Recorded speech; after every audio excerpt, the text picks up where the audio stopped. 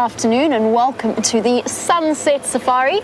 For those of you joining us for the first time, my name is Jamie. I have Brian on camera with me this afternoon. James will be out and about on Wendy with Gendre, and together we will be bringing you a safari live from the Great Plains of Africa, slight exaggeration, the Great Bushveld of Africa. In this case, we come to you from Djuma Arathusa and Cheetah Plains in the Sabi Sands, which falls into the Greater Kruger National Park area of South Africa. And not only are we coming to you live, but we are also interactive, which means that you can send through your questions and your comments on hashtag Safari Live on Twitter, or you can email through to questions@wildearth.tv. Let us know where you're watching from. We love to hear from all corners of the globe, where it seems as though our safari stretches across to reach. And on this warm autumn afternoon, I would guess at around 31, 32 degrees centigrade. So between 86 to about 90 Fahrenheit. I'm just throwing a temperature out there, judging on what it feels like. Definitely a complete contrast to our brisk, chilly morning. This morning I spent most of my morning trying to track down and find some lions. In this case it was the Nkuhumas plus one Birmingham boy.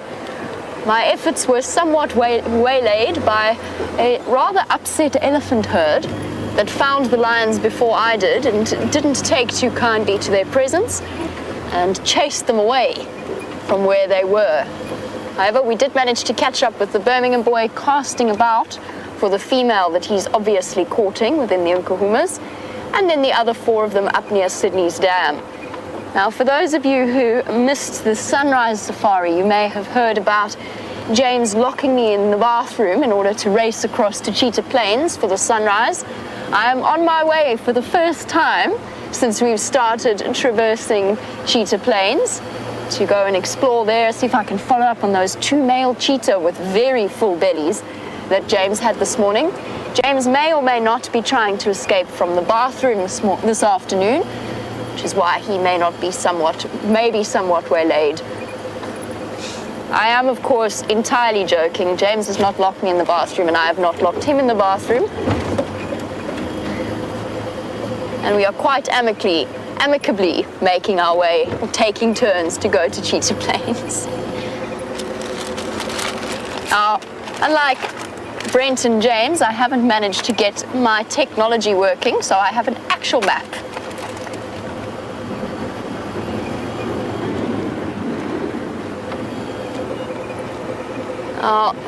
Aaron, who is watching in New Zealand on the subject of the Nkuhuma Pride, Aaron was wondering whether or not we were aware of the fact that Junior was on Elephant Plains.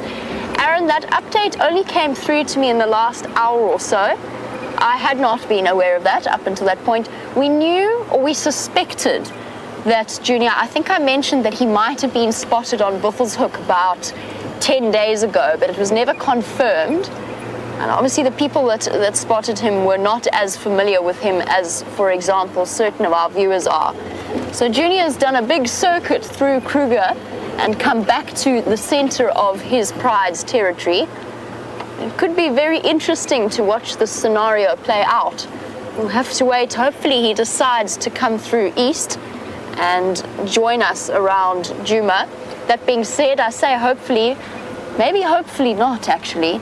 It wouldn't be the best idea for him to return to what is essentially the heart of the Birmingham boy territory, especially not at the age he's at now. Now, for those of you who are new to our live safaris, perhaps have only been watching in the last few days, weeks or months, Junior was a male of around 3 or so years old at the time of the Birmingham boy takeover of this area. Now, he was already at the age where he was starting to show interest in females coming into estrus, and that included, in his case, because he was isolated to his pride, that included interest in his mother and his aunt and his sisters. That was that time that all male lions go through in their lives, where it is they are actually pushed away from their pride, and instinct tells them that it is time to leave their pride and to disperse and go off in search of territorial and mating opportunities. The one major disadvantage that Junior was put at was that he is just one male all on his own. And when you're heading out into the big, wide, scary lion world, being on your own certainly doesn't help matters. One of the reasons why the Birmingham boys were as successful as they have been at such a young age in terms of taking over this particular territory, they might not be the biggest lions in the Sabi Sands, but there's 5 of them, all in some way related to each other. And having 5 in your arsenal certainly does help matters. That being said, we cannot discount Junior, as he could well hook up with another young male that is of a similar age, doesn't have to be related to him. We'll just have to watch and see how this scenario plays out. There's Impala dashing about.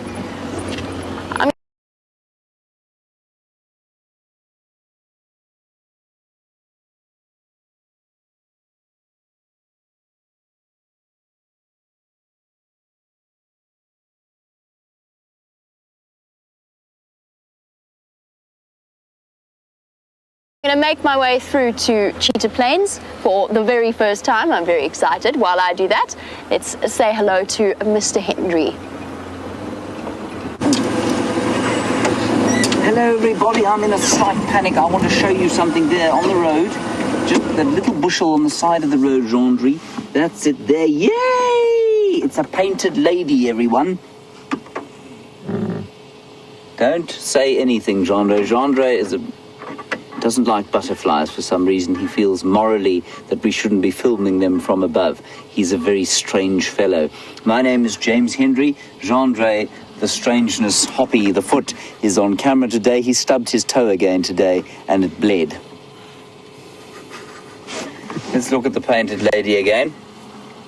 And please do talk to us during the course of this live safari. As Jamie said to you, we are live from the northeast corner of magnificent South Africa, recently voted the most beautiful country in the world, largely by South Africans, but we all agree that we do live in the most beautiful place on earth, even if the politicians are born of a stupidity not seen since most granite stones were formed by volcanic activity millions of years ago. Never mind about that. So because we are live, it would be very good to talk to you. Hashtag Safari Live. Questions at wildearth.tv. Just put the camera on the butterfly. Questions at wildearth.tv, or you can also talk to us on YouTube. So that is the painted lady, everybody. Now, Genre, just keep filming the painted lady, because the painted lady is a beautiful butterfly. And it's the first one I've seen after I saw it in the book yesterday, and it reminded me of the gorgeous painted lady. And I will show you a picture of it just now. Genre, stay there. It's beautiful colours. Right, here we go. Right, you may now come back to the side, Genre. There we go, well done. There it is there, the painted lady. And I feel that that picture does not do it anything like the justice that it is due, for it is such a beautiful butterfly. Thank you. Well done, Genre. That was our start. We will only be doing another 455 butterfly species this afternoon. Here we go. My plan this afternoon, everyone, is to go on to Arathusa for a little while. Apparently 3 of the Birmingham males were found there, possibly the same 3 that were on Cheetah Plains yesterday morning. They will no doubt be fast asleep by this stage of the afternoon. But let's just go and have a quick look there, see what they're doing, and if they are asleep we might come back later. Otherwise we will go back towards the Nkuhumas. And Snoop, you're wondering about the injured lion, and of course we think we don't know for sure. I'm not sure which of the Birminghams was injured. Now remember, there were 5 to start with. One of them seems to have sloughed off somewhere else. Don't know where he is. The older one, I think, has moved away. But there are still 4 that are regularly seen. And 3 of them are now on knobthorn clearings at Arathusa. One of them you saw this morning with Jamie going north into Biffle's Hook, possibly as the consort of one of the Nkuhuma lionesses. Now, I don't know which of those 4 was the injured one, or if he is indeed one of those injured ones. I'm assuming that he was. But from all accounts, all of those lions are in very good nick. They're all absolutely fine. So I'm assuming that he's probably had a good meal, got over himself, stopped complaining about life, and is basically doing okay.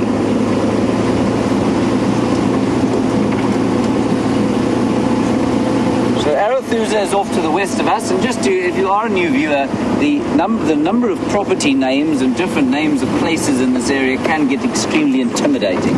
So let's quickly go from wide out into the area where we are now. We're going through the 3.5 million hectare, 8 million acre Greater Limpopo Transfrontier Park. Transfrontier Park means that it covers over national boundaries. It goes east into Mozambique and north into Zimbabwe. Part of that, or the largest proportion of the Greater Limpopo Transfrontier Park, is of course the iconic Kruger National Park. And we are part of the Greater Kruger National Park, in that we're not in the national park itself. We're on a collection of private reserves on the western fringes of the park called the Sabi Sands. There are no fences between us and the Mozambique, far eastern Mozambican border and the far northern Zimbabwe border. So animals come and go as they please. Then within that collection of private reserves called the Sabi Sands, we're on a little one on the western fringes called Djuma. And to the west of us, we traverse an area called Arathusa, and to the east of us, we traverse an area called Cheetah Plains. Most of our area is this 1,200 hectares or 4,000 acres or so. No, it's not quite that.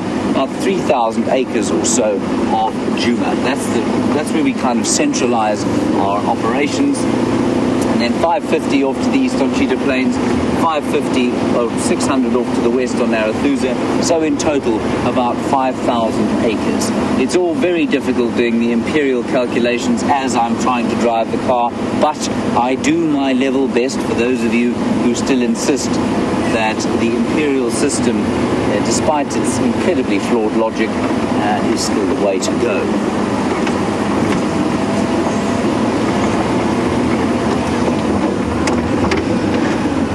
I'm just looking for another butterfly for Jean-Andre to film. And I mean, he's brought this upon himself, of course, because as we were leaving camp, two beautiful nyala there were, he didn't see them. So I assumed that he just wanted to look at small things like butterflies. So that's what we'll do until we find those lions on Arathusa.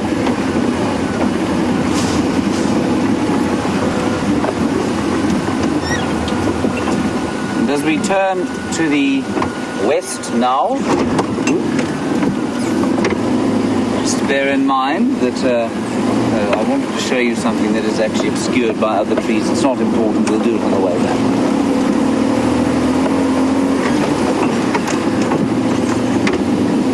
So you can see the sun is quite bright.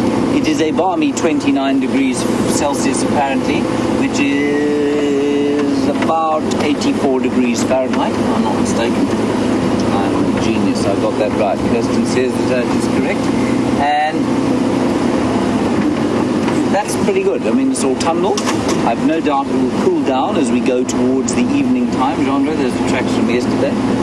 And Jean-Andre, of course, fancies himself as a tracker. Which is, I mean, I'd love to cast aspersions on that. But he did actually find the lion tracks yesterday. And he then found the lions just after that. So I'll have to say that he's not quite. Well, he's pretty good. He's okay. So an autumnal afternoon, perfect temperatures. If you are worried about temperature, if you don't like the cold too much and you don't like too much heat, this is the best time of the year to come, I think. For about 2 months now, we'll have very delightful, gentle temperatures.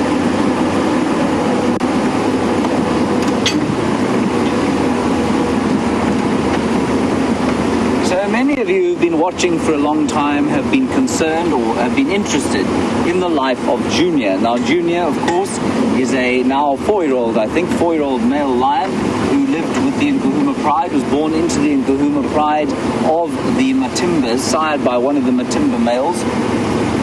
And he was apparently sighted on Elephant Plains. Now, I'd be fascinated to know who identified him and how they know it's him, but it is entirely possible that that's where he is. It's quite a long way west of here. Michelle, you're in Detroit and you want to know if it's possible for him to join the Birminghams. No, not at this stage. Oh, look, I say no, nothing's impossible. I say no, though, because the Birminghams have already taken over a territory. They are no longer in need of coalition mates. They don't need anyone to help them out. They have achieved what they set out to when they left the Birmingham farm in Timbavati about probably a year and a half ago. They've taken a territory of their own. They have now sired two or three litters of cubs. They're in the process of doing the same again with our lions here, the Nkuhuma Pride. So the chances of them accepting a strange male unrelated to them into their coalition, I would say, are negligible to zero, I'm afraid. But what would be interesting, actually, I think, I don't think it's going to happen, is his father and uncle, who are now resident on a piece of Londolozi, roughly the same size as the room I live in. It would be interesting to know if he would join them, because they would recognize him, and while they would throw him out of their own territory, they are seriously squeezed at the moment. They're being squeezed by the Majingalans to the west, the Birminghams to the east and north.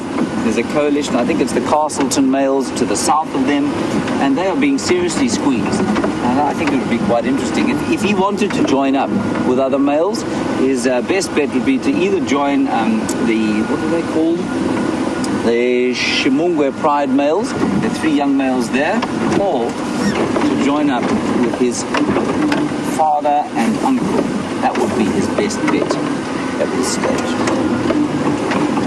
It's always a fascinating thing, because you read textbooks and they'll tell you that this doesn't happen and this does happen, and then of course the animals come out here and they confound all predictions. So I'm never ever going to say again it's impossible for something to happen out here.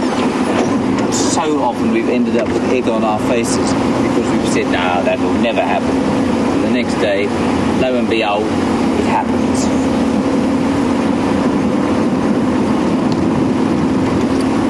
We shall turn in along Red Dam Road into Arathusa, and then we will head down towards Knobthorn Clearing, which is not far from their eastern boundary. There is a little steenbok running across the road. I don't know if you saw that. Terrified little antelope. You don't want to be the size of a steenbok out here, I don't think. Don't you think it must be a terrifying existence, Chandra? I suppose you wouldn't know, of course, you're quite a large fellow. Me, I'm not a large fellow, so I've lived a life of terror, you know. Large predatory people like you threatened me all my life. So you believe us? So I believe now, because you can't say anything while you're on camera.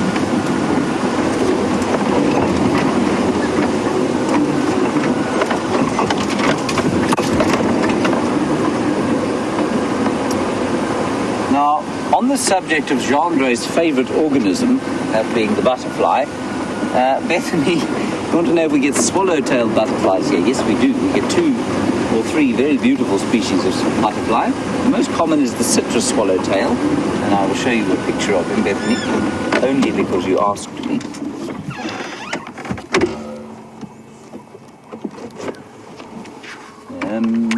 There they are. There are the swallowtails that we get here. Are you showing us a butterfly? Yes. Well done. That's the citrus swallowtail. It's the most common one on the top. I have seen the green-banded swallowtail, but not very often. Then the emperor swallowtail, I think, actually may be almost as common as the citrus swallowtail, but it's just the only difference is that kind of little sticky outy bit on the hind wing. I'm sure it has a proper term, but the sticky outy bit will have to suffice for now.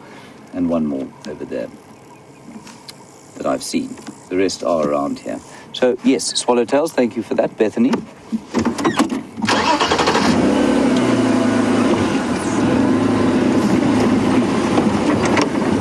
Leave it, Genre, well done. You selflessly got over yourself and filmed a butterfly of your own accord.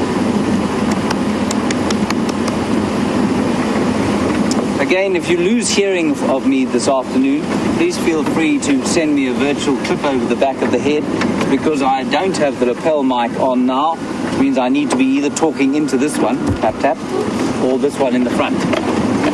So if I start mumbling incoherently, feel free to send me a virtual slap on the head via Kirsten McLennan-Smith, who will be only too happy to deliver it.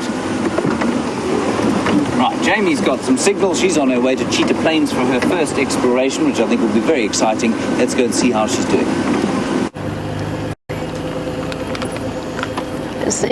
It's so exciting for me. There's nothing better than sort of not being lost, just not knowing exactly 100% where you are. I do actually vaguely know my way around the main roads of Cheetah Plains. I know this road relatively well, I think, just from a journey or two to the repeater site. I should be able to find my way with relative ease and with Brian's great help and guidance to where those cheetah were left this morning with James. And isn't it amazing how Cheetah Plains has really lived up to its name over the last 2 days, with hopefully three separate cheetah sightings since we first started traversing just 3 days ago. Something exciting for us to look forward to. And of course, the prospect of a whole new, not in every case, but the prospect of a new cast of characters nevertheless. Right, so this is the boundary road, this is central, and the roads have also been beautifully dragged. Here we go, that's our birth in Koro. Yes, in Koro. You can actually see what I mean when I say that the roads have been dragged. You can see that big mound of dirt in the middle.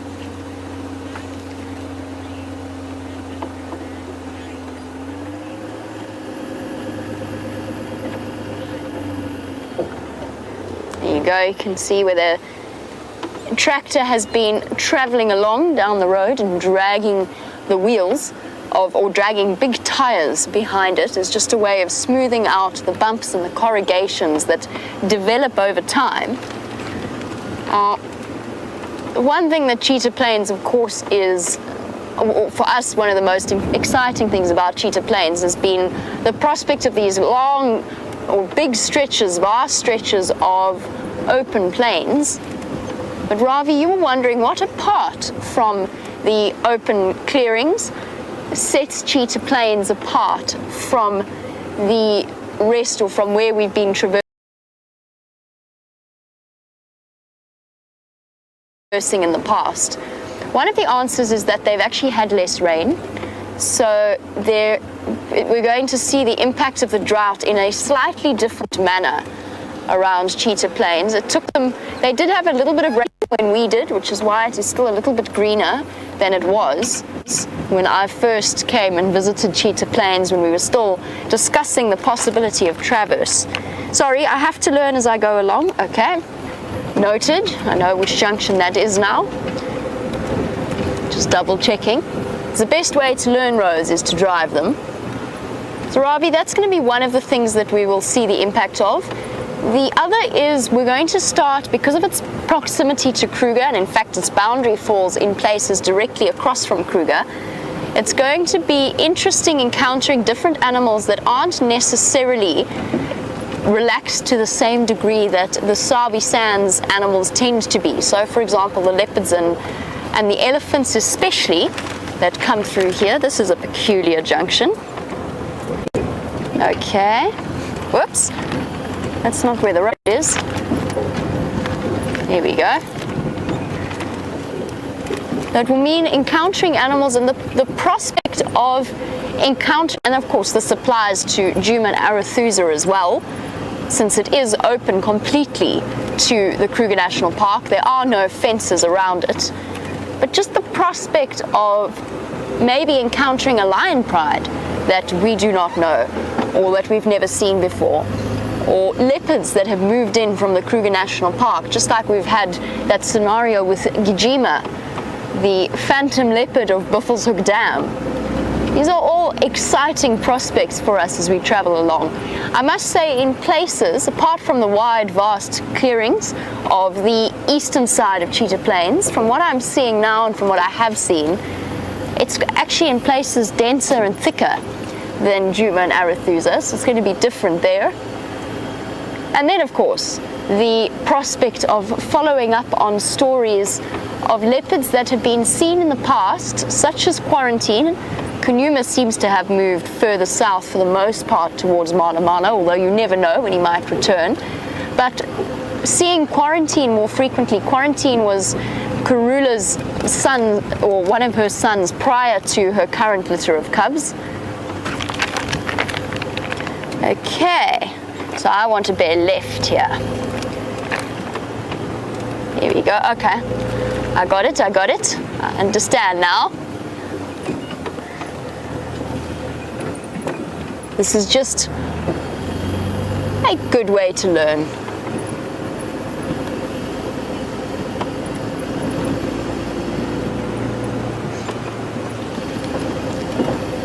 And as we make our way across to our cheetah sighting and keep our fingers crossed that they are still hiding out in the shade somewhere, Simon was wondering about a genetic abnormality that occurs within the cheetah population and was wondering if there are any king cheetah within the Wild Earth Traverse area.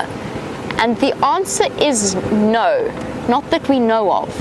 But that's sort of the wonderful thing about the vast open expanse towards Kruger, and in fact the wonderful thing about cheetah is that there could be.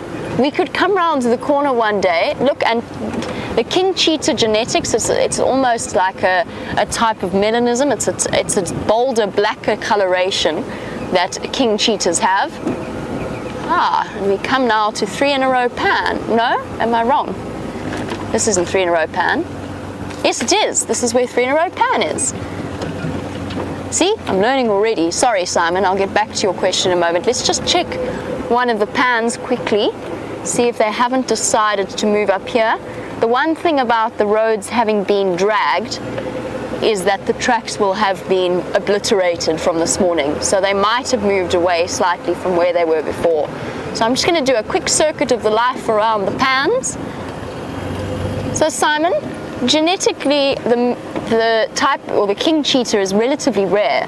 But cheetah themselves as an animal are impossible to fence. There are naturally occurring nomadic cheetah that wander throughout the farmland areas, proper wild cheetah that can move between farms into Kruger and anywhere around there. The 3 in the row pan, of course, is where I'm sure that James and Brent have both stopped here. The 3 in the row pan, during the time before the rain, this was where buffalo came to get eaten by the Birmingham boys. I think for about 3 weeks at the beginning of the year, they were just lying up here, basically waiting for the buffalo that had to come to drink at 3 in the row pan, including this female. You can tell that it's a female just by the size of the horns. Might have been a sub-adult male, but they don't cover all the way. You can see how that boss, so the base of the horns is not very developed in the same way it is of a male buffalo skull. Don't see any cheetah hanging out here. I can hear a red-crested korhaan whistling in the distance.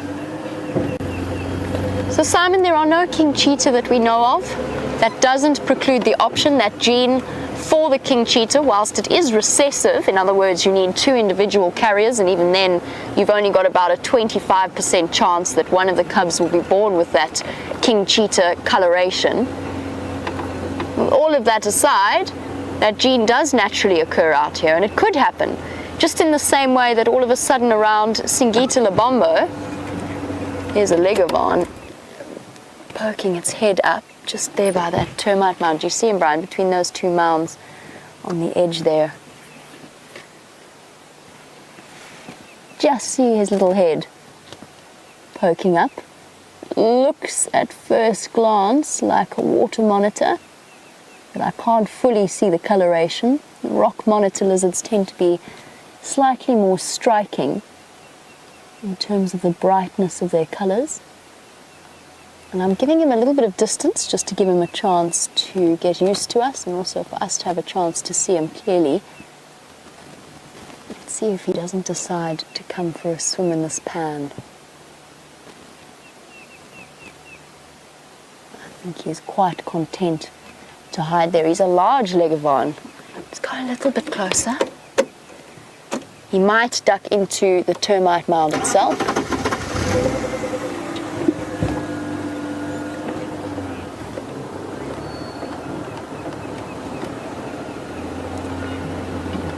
Oh, what's he going to do?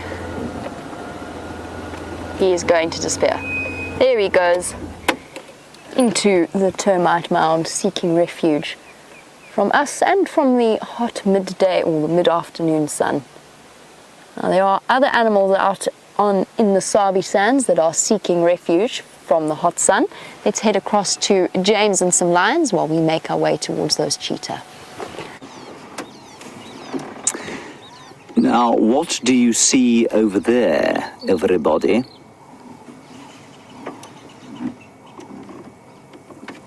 Lying in the shade of that knobthorn tree there, you will see the silhouetted head of the supposed king of the beasts. And he's looking at you.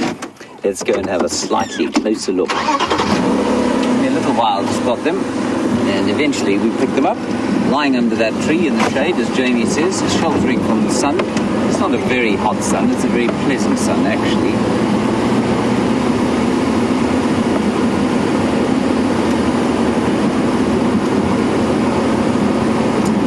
Listening to the Game Drive radio.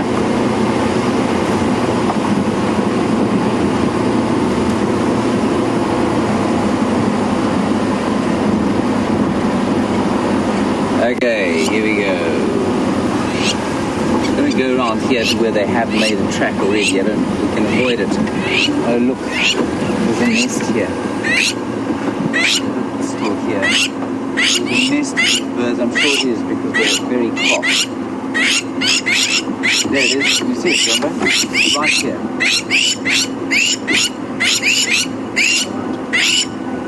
There you go, little nest with a crowned lapwing. They're all very close in case we should drive over their nest. They have, of course, put it in a very stupid place. But they are warning us, I suppose. Isn't that cool? Let's leave them, they make very good stress. And there are the lions. Stations I have relocated at the southern end of Knobthorn clearings, animals static underneath the Knobthorn tree.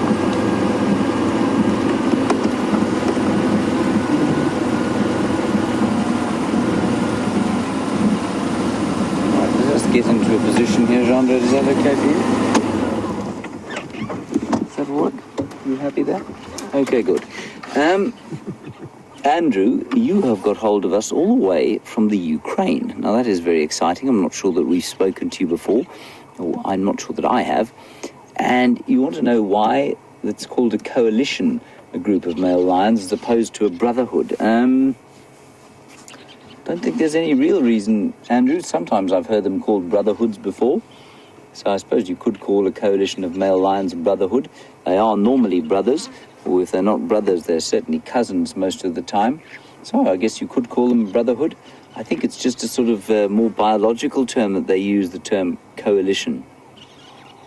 What an interesting question. They are a brotherhood, though, Andrew. I mean, that's exactly what they are.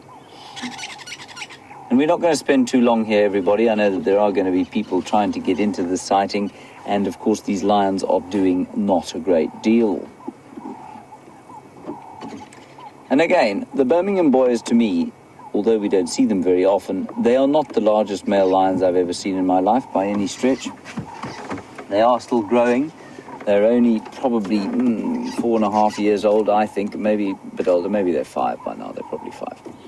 And they will get bigger. Their mange will get fuller. And they will... In fact, yeah, I mean, if you look at their noses, Rhonda, if you can get in close on him, that's it. His nose is it's hardly black at all. Now, it will be completely black by the time he's 6 years old. And the fact that his nose is almost entirely pink still tells me that he's probably not quite 5 yet. And so they will get bigger, but for what they make up, or what they lack in obvious bulk, like the Matimbas had, they make up for in a complete seeming fearlessness.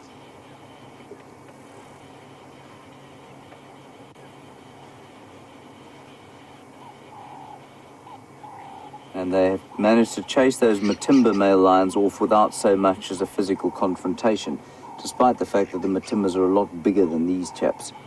There are 5 of them, or there certainly were 5 of them, and I don't know if anybody's heard, perhaps, where the last one has gone.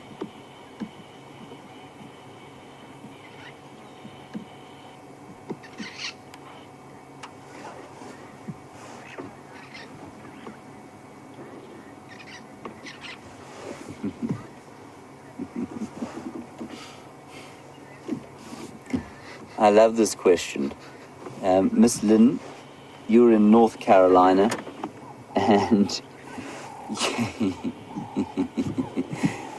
you want to know if the presenters have got better eyes than the average person. Miss Lynn, no. The actual answer is no. We don't have better eyes than anyone else. Certainly I don't have better eyes than anyone else. I have what's known as monocular vision, which means I only see with one eye at a time. My ability to see 3D or depth of field like you can, is quite severely hampered. It doesn't affect my life at all. I just can't be a jet pilot, which is a relief to everybody in the world. So I don't have very good eyes at all, but what you get used to, Miss Lynn, is a shape. You get used to looking for certain things. So I spotted him moving from quite a long way back there, from where we started off the sighting, about, what's that, John, about 200 meters? Maybe 150 meters or so? 149. 149 meters, is that what the focus says? 149 meters, thank you very much for that. That's about 450 feet. So I spotted them because they were moving, so that's always something that you look out for, unusual movement. But basically, Miss Lynn, it's getting used to looking for shapes that you start to recognize as the animals you want to see. Certainly with some of the trackers, like we had that experience with Renius Mhlongo the other day, one of the great master trackers of South Africa. His eyes are unquestionably better than mine. They're unquestionably better than most people's eyes. Again, because he is so used to it. He's so used to looking at things. He's so used to this environment where he has spent his life looking at tracks, looking for things that he might be able to eat when he was a child, and looking for animals and different things that his guests, when he was working as a guest tracker, might be interested in seeing. And now latterly, of course, every scuff mark and every little piece that might indicate where an animal that he's looking for has gone, then he, sorry about that, my audio is a little bit bad, he will then, he can just see things that you and I are unable to see. I don't know that that necessarily means that his eyes are better, or whether it is just simply the fact that he is used to what he's seeing, and I think it's most likely the latter. Certainly, I've got to tell you, though, I mean, amongst the local people out here, sorry, just fiddling the game drive channel. Amongst the local people here, you very seldom see people who wear glasses or spectacles for short sight. And I mean, amongst my family, everybody except me wears spectacles for short sight. At school, many people did, and lots of sort of Europeans, I guess, as they get older, succumb to some form of short-sightedness. Whereas out here, I have to say that I think very few of the locals are short-sighted. And yes, there is a lack of access to sort of optometrists and people who can check your eyes out. But still, I think people here generally have got a better state of eyes than the average sort of European South African, which I think is quite interesting. But no, Miss Lynn, in a very long, roundabout way, my eyes are absolutely no better than anyone else's. In fact, they're probably a bit worse. Scott was very good at spotting small things. Brent is pretty good at that, and I think Jamie's also excellent. Not sure about Sam at this stage. Now, these lions, I think, ate something yesterday. One in the middle certainly is got a very fat belly, and so does the one on the left, actually. But they're doing what lions do best, of course, which is, Jean-Dre? Nothing. Correct. Absolutely nothing. But luckily, Jean-Ray, all around this clearing, there are butterflies in a huge abundance. We've got African migrants. They're the little green minty ones. We've got sulfur orange tips. We've got monarchs. We've got painted ladies. We've got broad-bordered grass whites. Well done, Jean-Ray. Brilliant spot. There's the no, that's the minty one. That's the African migrant. Two of them in one shot. Can you believe your luck, eh? One of those is actually a sulfur orange tip.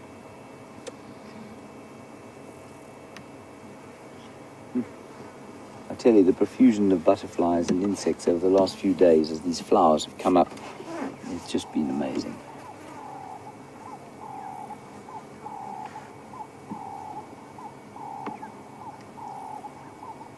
And you can just maybe feel the peace of the afternoon, which will change as we go towards night. So the kind of tension of the wilderness will build up as the lions get moving, and we know the hyenas and leopards get moving as well as the sun goes down. At the moment, the bush is still very much lulled into a sense of peace by the hottish sun. Lovely subtle call of the doves in the background.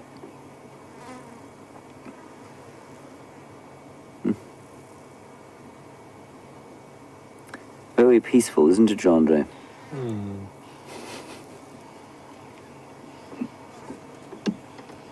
Oh, high action at the lions.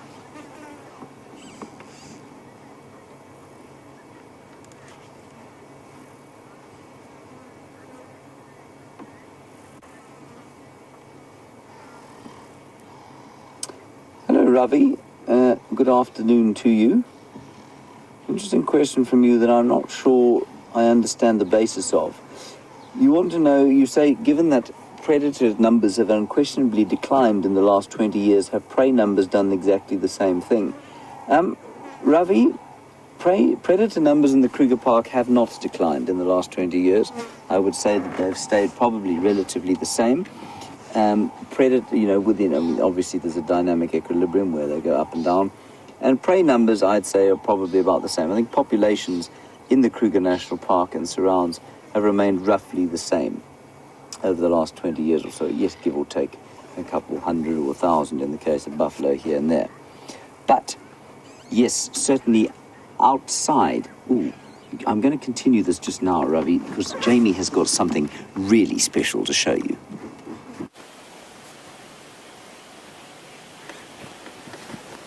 Look how exciting this is. The first ostriches I have seen since I started working at the Sabi, or on the Sabi Sands. Hi guys! And this is one of the other attractions of these large open spaces of cheetah plains. They're across our boundary on Mala Mala, but nevertheless we've got an awesome view of one of the most peculiar creatures that the African bush can provide. Look at them all with those long, long legs. Feels like forever that I've seen the ostriches. I don't even know what the collective noun is for a group of ostrich. Look at them running. And of course they're capable of covering tremendous distances. The females and the youngsters in the drab brown plumage, whilst the male with his leading the group with his striking black and white colours. Does anybody out there know what the collective term for a group of ostriches is? I'm not entirely sure. Now, an ostrich is an animal that I have to confess I have been quite scared of in my life, especially as a child. They are very, very big, obviously. I mean, they are the largest bird, and also flightless, in the world. And they're also capable of kicking with tremendous strength. And we've come across to where the cheetah were last seen, and ostriches are most definitely on the menu of a cheetah out here. It's actually one of their favorite food. And I've been fortunate enough in my time to actually see a cheetah chase down and catch an ostrich. It was unbelievable to watch. And the power that the ostrich shows when it sprints like that, its speed is almost as great as that of the cheetah, can almost run as fast, but then at the same time, it can also sustain its speed for much, much longer than a cheetah actually can. Fascinating creatures. They are disappearing off into the distance. I wouldn't be surprised if those ostriches would prove to be a temptation for our male cheetah. They might have decided to follow them across. Oh, there goes a warthog dashing away. There goes another warthog dashing away. What are you running from? They go sprinting across the plains. Surely not cheetah around there. The cheetah were very, very full-bellied from the screenshots that I saw. I'm just taking this opportunity to really properly scan this open area, just in case they have moved across.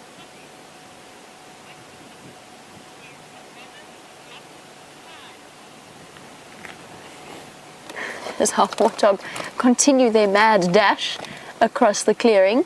Wendy says a wobble, or pride, or flock of ostriches would be the correct collective noun. And this is something we can anticipate more and more of in terms of sightings. We will get regular ostrich sightings in these big open clearings. It's one of the animals, Ravi, that I forgot to mention.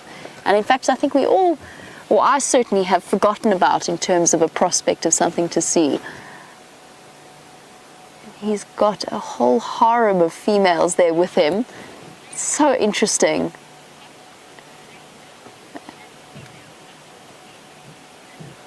And Laura is absolutely right. A male ostrich is called a cock, and the female are called hens, just like with chickens. Now their youngsters, their eggs first of all, are the most fascinating thing.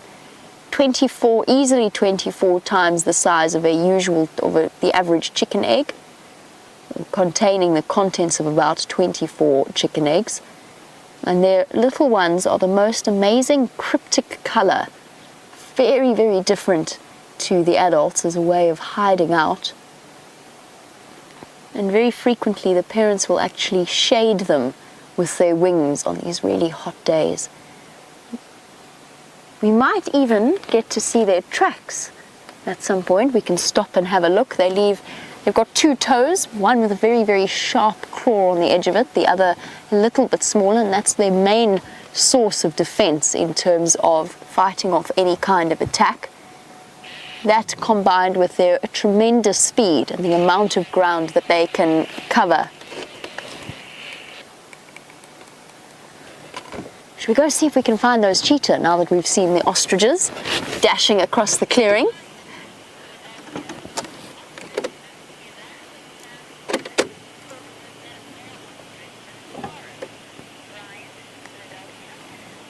I'm just checking very carefully. Let's just wait a second, see if they don't come out into the open. I don't think that they're going to, however. I think they're more comfortable where they are. But Brian, watching in, oh there we go, Philadelphia, as the male moves more clearly into view. You were wondering if ostriches live together in family units or if that male has collected a harem. And Brian, it sort of depends on the area that they are in. Males do collect harems, and in this case I suspect that this might be his. But you also get groups living together with a couple of males and a couple of females. And in certain areas they mate exclusively, one male, one female, and move about the area in pairs. In this case I can only see one male. It could also be a male and a female with a couple of almost fully grown offspring. It would be the right time of year for baby ostriches to be almost fully grown. Is that two males on the left there? It does look like it's two males on the left. Much darker colouring with quite a stark contrast between the black and the white. I think that is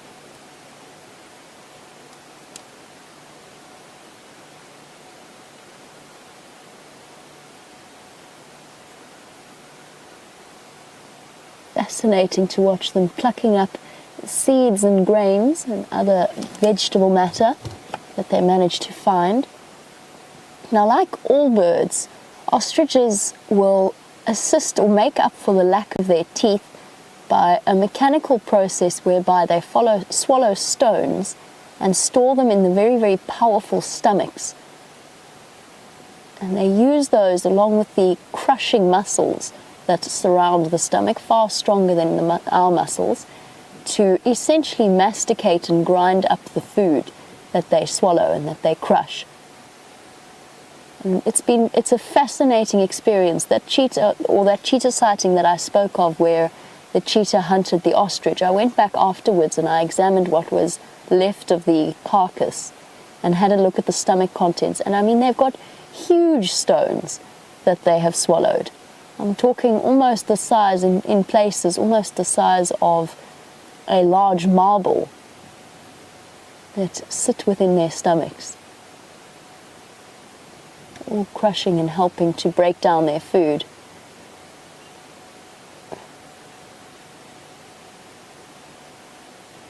Andreen, cheetah, as I said, are specialized ostrich hunters. They really, really enjoy chasing them down and catching them, and are one of the few of the predators that are capable of matching the speed that an ostrich is capable of running at.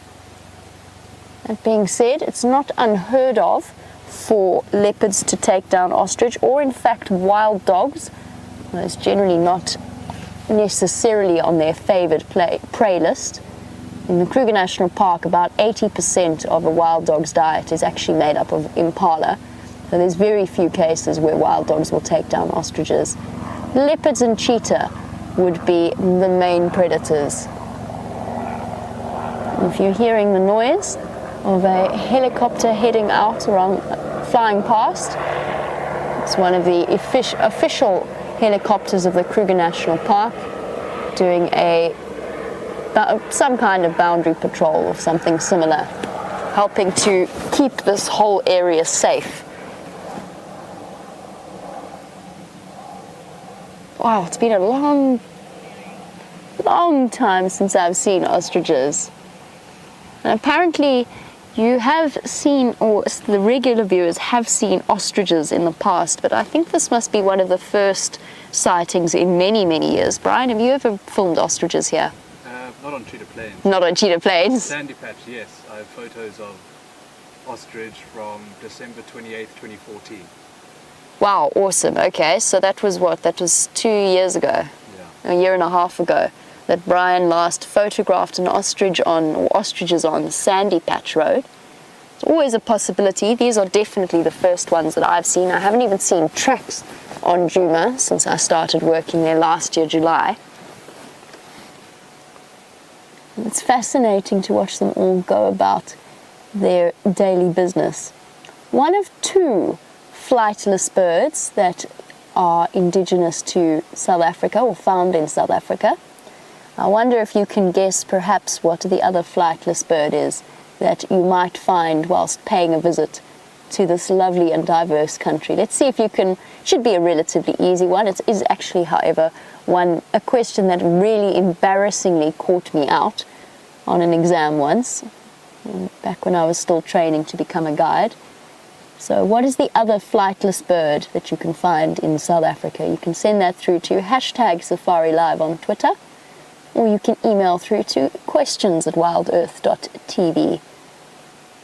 And I find myself very sadly caught out because my box full of books is sitting on Wendy. Wendy sitting very sadly in the workshop where she awaits the spare clutch pipe. But you can, even at this distance, you can actually really see the color difference between the drab females and the subadults and the males. The male ostriches, as I said, can actually be truly terrifying. Being charged by an ostrich is probably one of the scariest scariest charges I've ever experienced. And I'll never forget one family holiday. I went on a hike early in one morning up into a mountain, and I was looking down at where my family was staying, and I saw an ostrich going around one corner. Obviously I was viewing all of this from above, and I could see my little brother walking around the other corner, and the two of them destined to collide, and there was absolutely nothing I could do from where I was standing. And then I just watched these tiny little dots approach each other, and then my little brother go dashing off in the opposite direction. He later told me that he had lost his piece of bread that he was eating. But they can peck and they can kick. They are not to be trifled with. And they have been known to cause serious injuries. And yes, Sarah, they are indigenous to South Africa. Not endemic. So in other words, they occur all the way throughout southern Africa and up further north. But they are indigenous to South Africa. They are naturally occurring here. A bird that is very, very well adapted to dealing with arid or dry conditions. They waste very little water and actually require very little water in order to survive. They don't need to have regular drinks, which is why you will find them throughout areas of Botswana and Namibia, where they are capable of, and again, of course, capable of covering enormous distances with those long, long legs.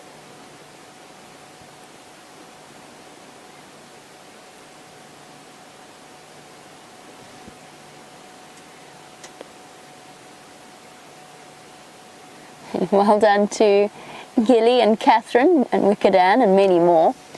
But the other flightless bird was in fact the penguin.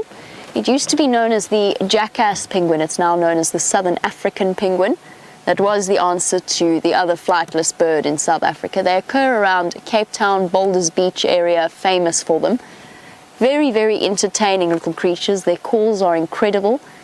And definitely something, if any of you are planning a visit to South Africa and find yourself in the Cape area, they are definitely worth paying a visit to. Just heard wildebeest calling, but I don't think it was an alarm call. I think it was just a territorial call of a male as they start to reach their rutting season. I just keep watching the shadows in the grass cover really carefully, just in case those cheetah come sprinting out and after those ostriches. Although I think with those full bellies, they might be a little bit done for the day. Well, already, not more than an hour in, we've had our first unusual sighting of cheetah plains. I'm going to carry on now for my search for these cheetah. Meantime, let's head back across to James and find out what he's up to. Now, while not quite as awesome as the yellow pansy that Gendre is reluctantly filming for you there, the ostrich, what a treat. That is magnificent. I've only seen one ostrich in the Sabi Sands before, and that was on a clearing at Londolozi some time back. We are still with the lions, and that is a blue pansy. Look at them together there. Yellow pansy and a blue pansy doing a pas de deux in the air. And the lion sneezing consumptively off to one side. There are the lions.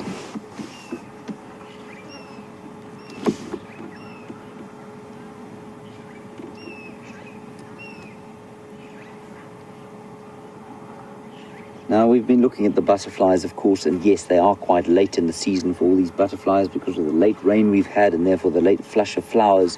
And Elaine, you make a very...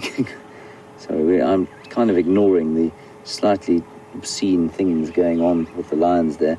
Anyway, Elaine, you want to know about the butterflies and will they have enough time to complete their life cycle given how late in the season they've kind of bloomed? Well, I would say yes, Elaine. I don't know for sure, but given the fact that they came out late, you know, they seem to have no problem coming out late when the rains came late, so I've got no doubt that their eggs can stay dormant if they have to stay dormant. I'm pretty sure all of these adults will be laying eggs as we speak. We've seen them mating. So yeah, I think they will have time, Elaine, to complete their life cycles. Very nice question. Thank you for that. And And just a quick one. So the middle lion there is actually not in a great way. He did turn over, and then just before you came back again, he turned back over.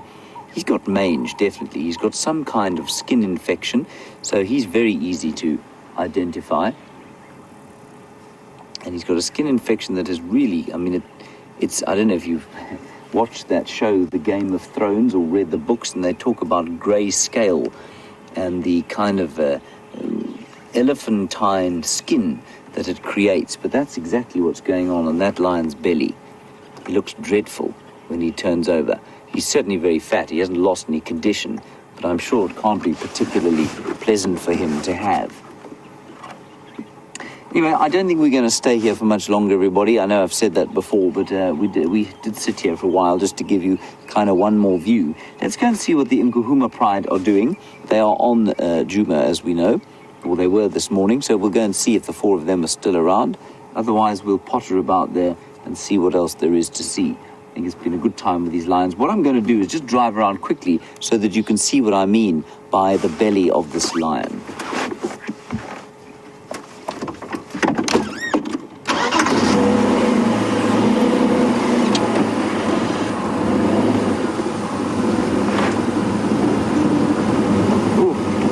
That, John, right? Delicious smell of lion poo. Ravi, I was answering a question for you about predators and prey, and let me just get into position here, and I will then complete answering it. Right, so there we go. There you can see the belly that is covered in that kind of pinkish, scaly flesh. So while the more veterinarily minded of you have a look at that and decide what it is, Ravi, what I was saying is, so Kruger Park, I don't think predator-prey dynamics have necessarily changed in the last 20 years or so, but throughout Africa, obviously, there is an enormous amount of pressure on the habitats that these animals have. And remember that for a long period, or for lengthy periods, even of last century, much of Africa's wildlife existed outside of national park areas. Now, as the human population went over 1 billion in Africa last, I think it was 2 years ago, so the pressure on the animals, especially outside of national parks, has increased. And yes, predators have gone down, but that hasn't affected their prey numbers. Far more, the absence of prey numbers has affected the predators. So as human populations have encroached on areas where wildebeest and buffalo and impala and all those wild antelope and herbivores exist, so their prey numbers will have been pressurized more and more. And I think that's where you'll find the decline. Now, although I say Africa has got 1 billion people in it, remember that it's actually, compared with the rest of the world, fairly sparsely populated. India, a country on its own, nothing like the size of Africa, has got over 1 billion people in it. We know China, I think, is sitting on about 1.3 or 4 billion people.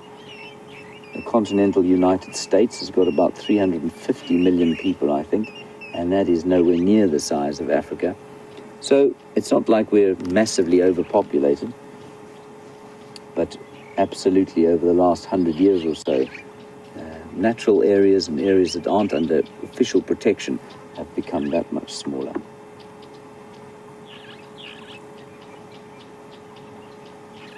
Okay, Jamie, as I knew she would, has managed to relocate those two magnificent male cheetah. Let's go across to her. I'm going to press on from the sighting and see what else we can see. Enjoy.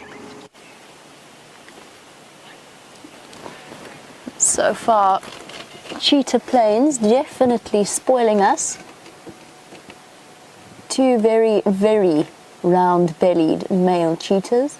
The same one that James found this morning, just a little bit further south and almost on Mala Mala, which is why we are sitting at the distance we are sitting from them.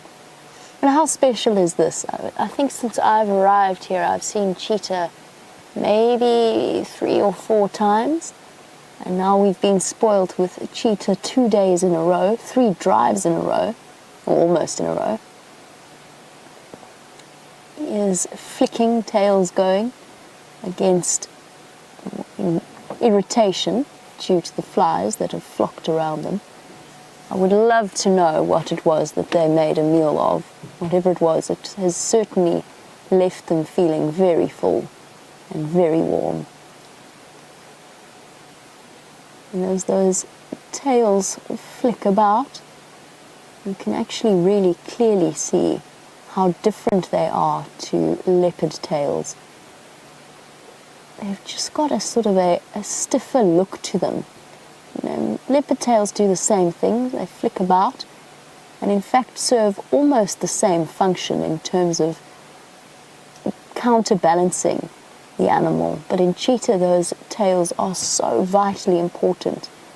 When you're traveling at speeds of up to 60 miles per hour, which is close to just over 100 kilometers per hour, and then need to do a very sharp, very fast turn because the antelope that you're chasing is jinking and diving, having a stiff tail to counterbalance. And their tails, I've actually spent a lot of time working with cheetah prior to my time spent in the UK doing my degree.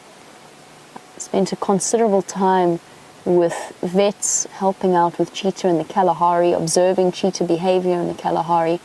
And I've been fortunate enough to touch an anesthetized cheetah and feel the weight of that tail. They are so heavy. This particular cheetah had been rescued from a neighboring farm.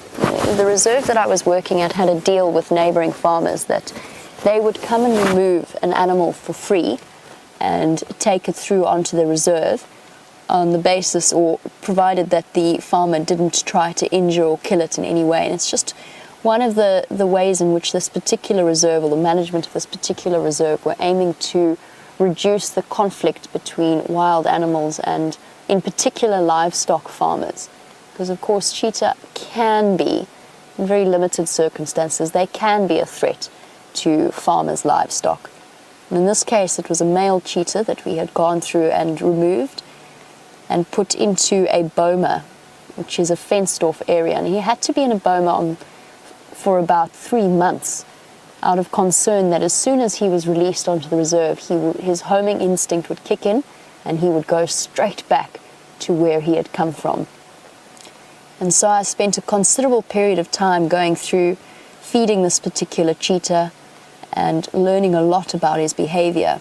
And one day when he was anesthetized for a thorough checkup and to address a minor injury, I was busy feeling the muscles around him, around sort of the back and the shoulder areas. And you think, when you look at a cheetah, when you imagine a cheetah, you imagine it like an athlete with these hard as iron muscles built up and well developed through exercise. And they've actually got a completely different muscle structure to the way that we do. His muscles were actually soft and floppy. And it is one of the ways that it's a muscle structure that is capable of being highly energized far faster than our muscles are capable of kicking into action. It's the reason that they are capable of such bursts of speed. So I was worried, and one of the things that I asked the vet was whether or not, because he'd been confined for 3 months at a time, whether he would lose physical condition, maybe lose fitness, and not be able to keep up with the rigorous demands of hunting in the wild. And the vet said that in all of his years of experience, he has never, ever had a cheetah that's lost any kind of fitness. They're not built or structured in the same way that we are. He used to come to the fence and chirp, chirp for food. He was incredible. James is on a roll as well. He's found another Birmingham boy to show you. Let's go and have a look.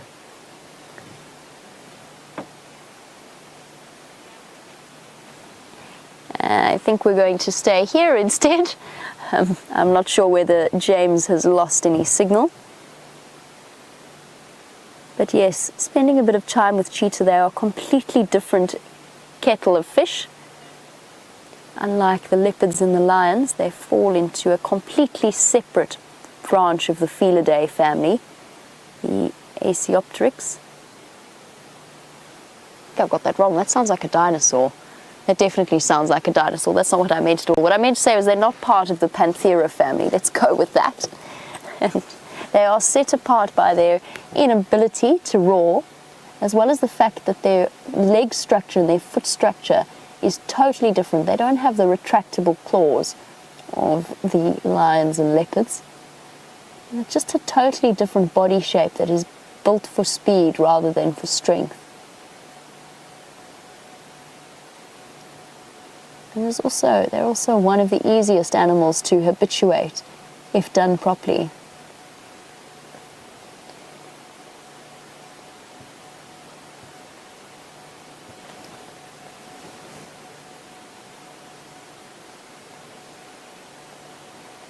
Let's try again and head back over to James and his lion. So we just were driving up the road and there we found another one.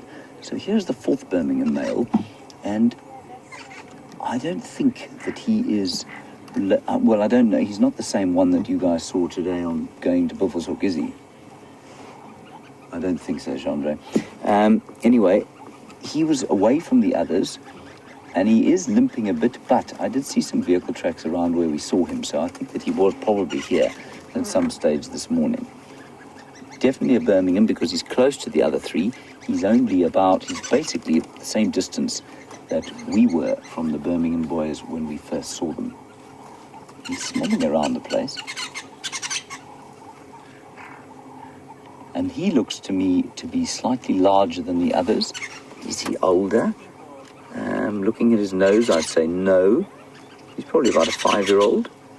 But his mane is darker and it is fuller as well. And that is an indication of testosterone.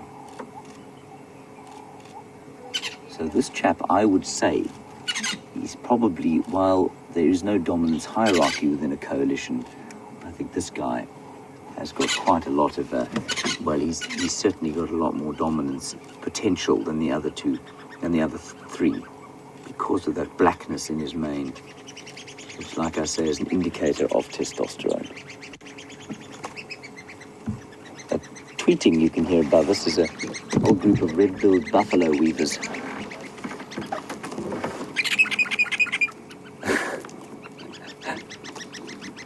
That's so cool. Anyway, we just thought we'd come and quickly show you this chap. I think they were all where he was this morning. And the other 3, Sandra, if you just want to quickly show us where the other 3 are. They're under that tree over there. You can just see a tree with a white little bit there where the bark's been torn off by elephants. That's where the other 3 are lying. So he's now about 150 meters. Sandra, how many meters? Plus minus 152 meters from where their companion is. Okay, we're going to leave them now for good unless we find another one on the road and go back to those magnificent cheetah.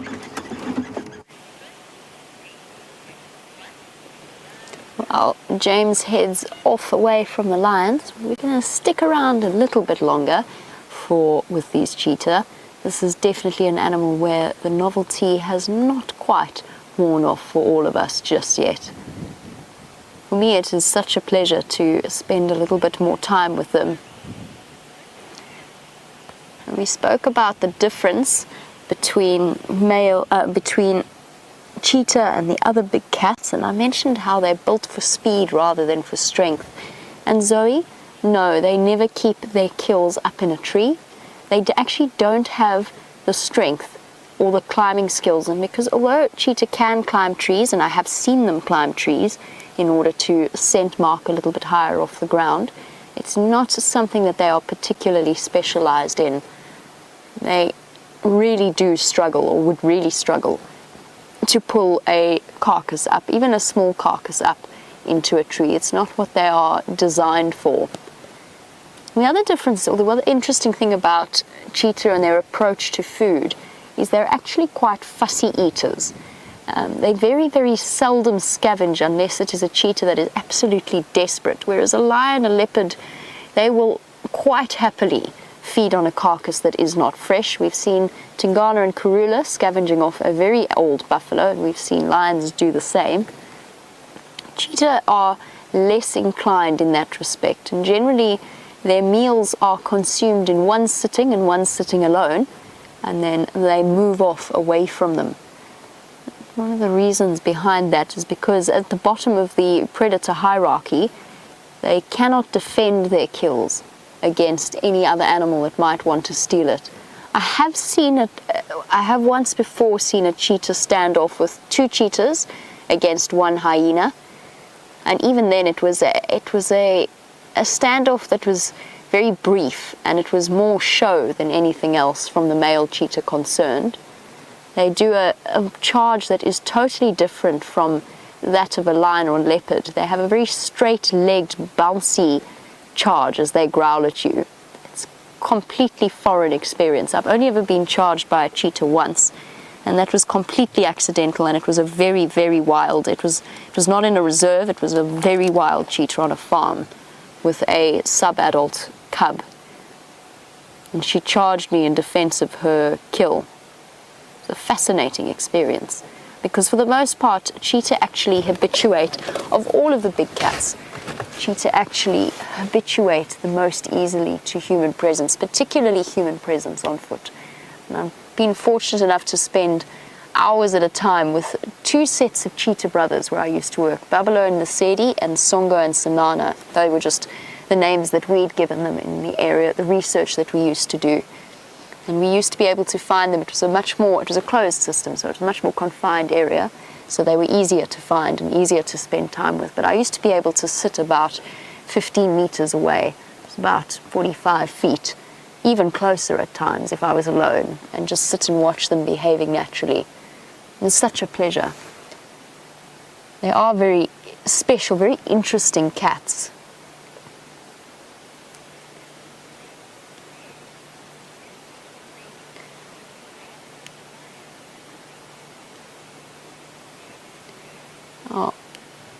Cheetah cover enormous distances in terms of their movements.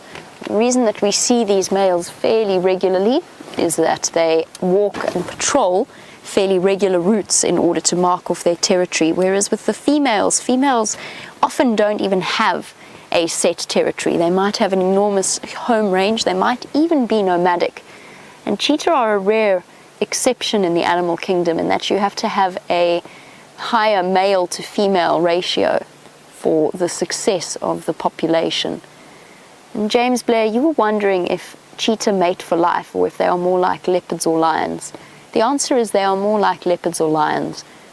And if we had to go with it, we'd probably say more like lions, in the sense that the males will patrol. No, actually, let's keep it as leopards and lions. The difference with male coalitions in cheetah versus male coalitions in lions is that for both, having more means an extra advantage. It makes you stronger than the neighboring male cheetah, than strength in numbers. It means more individuals to hunt. So for males, it works to their advantage, but there's very, very interesting studies into the genetics of lion male coalition versus the genetics of cheetah males.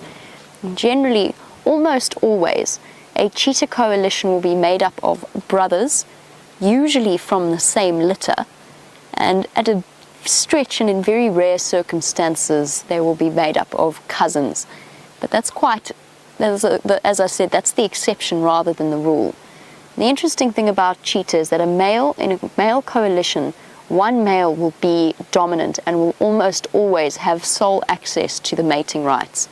Whereas with, for example, the Birmingham Boy coalition, all 5 of those males have had their opportunity to pass on their genetics. All 5 of them would have had a chance to mate with the females, and therefore all 5 could potentially be the fathers of the new cubs over the next few months. With cheetah, there's usually only one individual that gets to reproduce. That's not always the case, but it is usually the case. And the reason behind that, the reason they've got such different approaches, that is why in cheetah coalitions, they are so almost strict in a way about which individuals they accept into the coalition. Because if you are the submissive brother, and you are now assisting with the passing on of genetics that are not your own, you want to make sure that they are as close to your genetics as possible. So it's worth the investment of protecting a territory and sticking together in a coalition, provided their brother, who will share 50% of their DNA, is the one that passes on the genetics. Whereas with lions, as I said when we chatted about Junior, very often male coalitions are made up of lions. It's not the case in the Birmingham boys, but very often coalitions are made up of lions that are not related to each other. It doesn't really work that way with cheetah at all. So these guys are probably brothers, and most likely, if the rule applies here, and of course you can't ever have a strict rule in the bush, but most likely these two boys are brothers in terms, and probably from the same litter. And it's going to be so much fun to get to know them a little bit.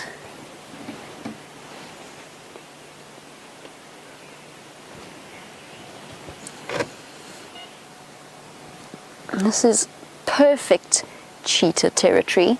Open space so that in the chase they can actually stretch out to their full limit and reach their full speed, and at the same time plenty of little bushes and shrubs which will make sneaking up on the prey slightly easier. And that's one of the reasons why we are so excited to be traversing cheetah plains. And Dreen, you were wondering what the chances are of us seeing cheetah cubs in this area. I'm still getting to know the different individual cheetahs. So far, as I said, I've only seen these two boys once or twice, and that very skittish male that made his way onto Djuma a couple of weeks ago. If a female does decide to come and have her cubs in this area, then she will not move too far away from it. So we could well see cheetah cubs in the future. I would say the chances are high over the next few years. I wouldn't necessarily say that the chances are high over the next few days, weeks or months. I haven't heard about any female with cubs in this particular area. But then again, as I said, we are but a stone's throw away from the wide, vast expanse of Kruger, and a part of Kruger where there's very little public activity, very few roads. And there's always a chance that a female could wander through with little ones. And male cheetah tends to be a little bit more tolerant of offspring that are not necessarily their own. Oh, rolling over. They're not as likely to set out to kill a female's cubs that they haven't mated with. It's interesting. It's one of those interesting aspects of cheetah behavior. It's still a possibility, of course, to bring that female back into estrus, but it's not always necessarily the case. Somebody's got an itchy back of head.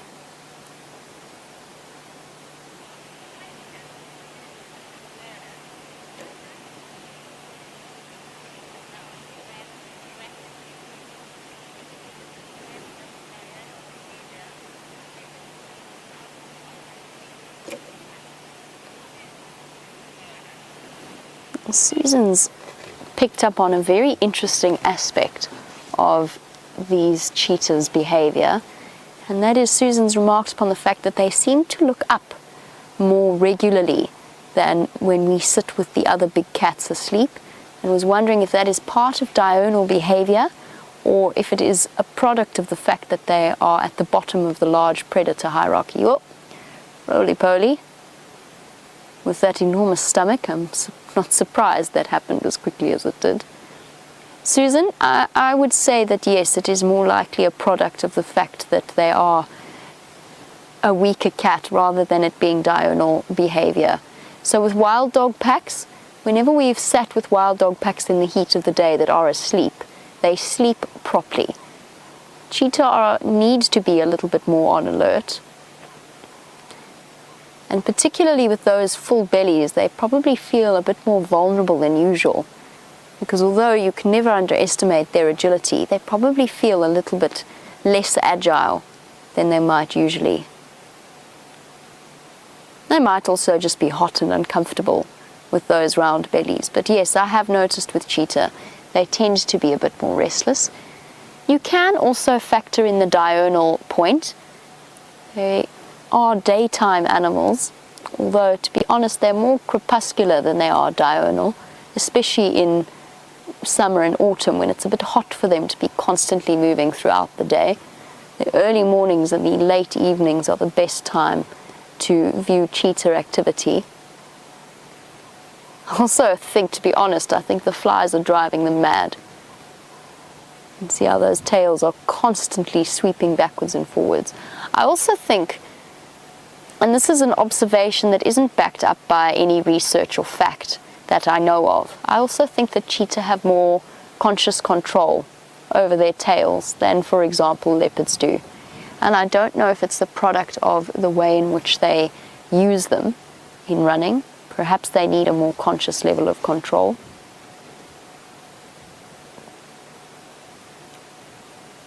I'm not 100% sure. Oh, a couple of yawns. Maybe they are going to get up.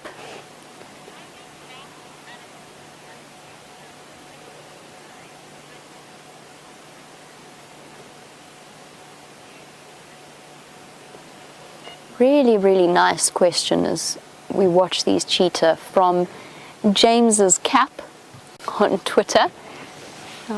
James's Cap was wondering, thinking a little bit about, for example, the fastest bird recorded, or the fastest diving speed of a bird recorded, the peregrine falcon, and the cheetah running, and was wondering how animals like that are capable of moving at such high speeds cope with the speed of, or the wind pressure around their eyes. Now, birds, and falcons included, have a clear, solid, nictitating membrane that sits across their eyes that they can bring across the eyes in order to shelter them. It's clear, so they can see through it, even if it might distort a little bit, but they can see through it, and that's the way falcons cope with it. It's basically like a third eyelid.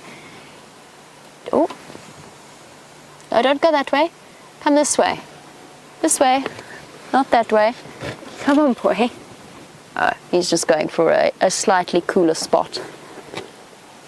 On hot days like today, with those round bellies, the ground where a cat has been lying after a while starts to heat up and is no longer a nice, cool place to lie. And so they get up and they just relocate to a cooler spot, just like turning over your pillow at night to rest your head on the cool side.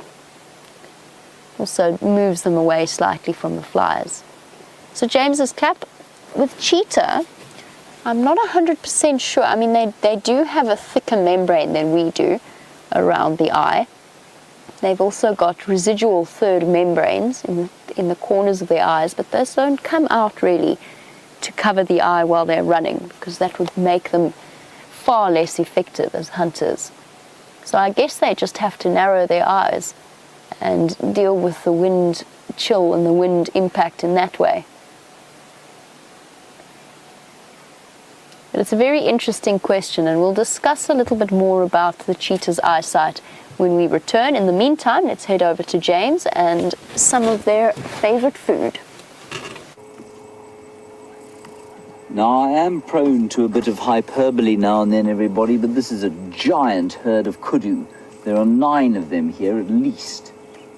All females. I think maybe 1 or 2 males just about to pop through their horns, but I think probably an equal split of adult females and calves born probably late last year. And they've done very well to escape the attentions of the lions and survive this long. Isn't it pretty? The light filtering through the green leaves and onto their unusual colors, I think. They're kind of a grey-brown, and it's a brilliant color to be out here. And white stripes just to break up the outline a little bit.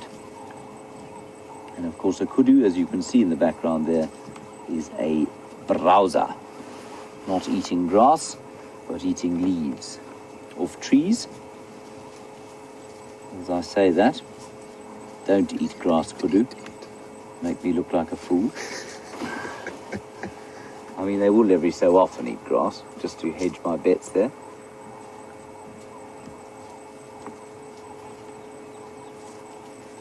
They all look very peaceful, I must say.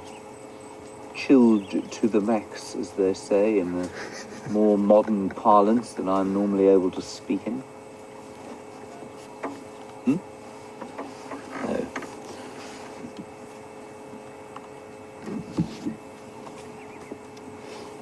And just very special that you've been able, or we have all been able to spend such a lot of time with those cheetah.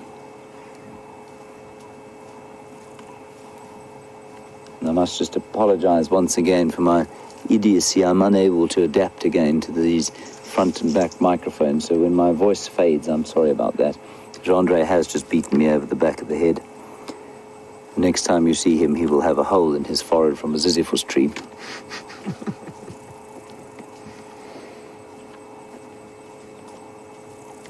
So all of these youngsters have, although they're only probably shall we say 5 or 6 years old, 5 or 6 months old, they have already weaned. And they're all fully into eating leaves at this stage. I'm just going to reverse slightly.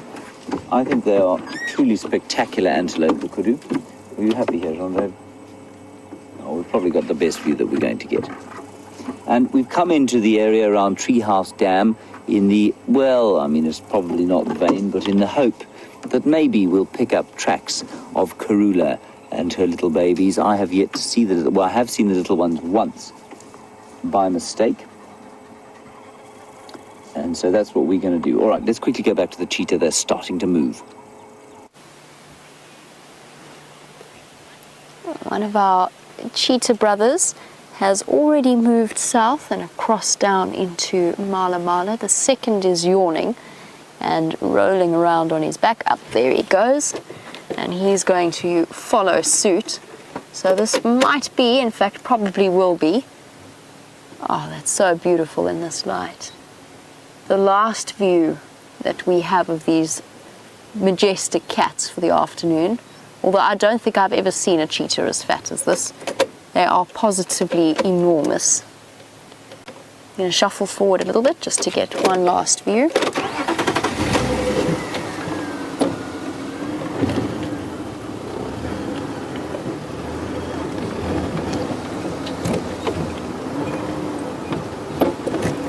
Yeah, he's going to disappear very quickly.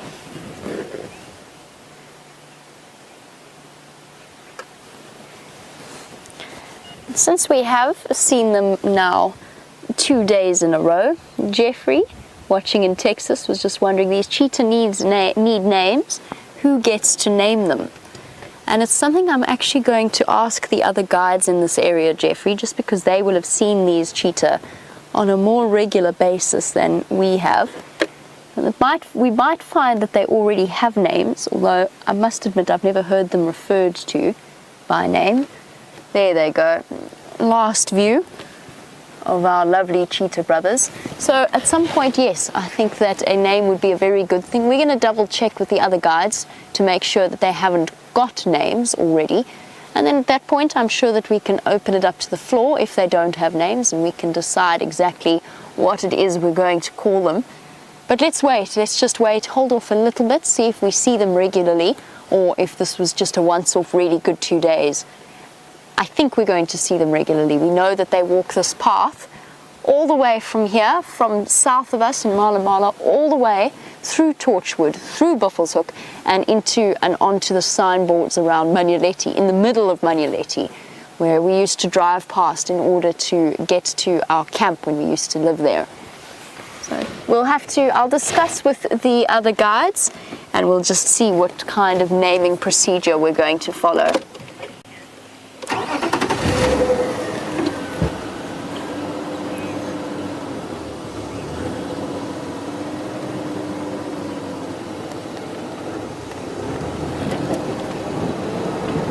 And as I said, these cheetah cover tremendous distances as part of their territorial patrol.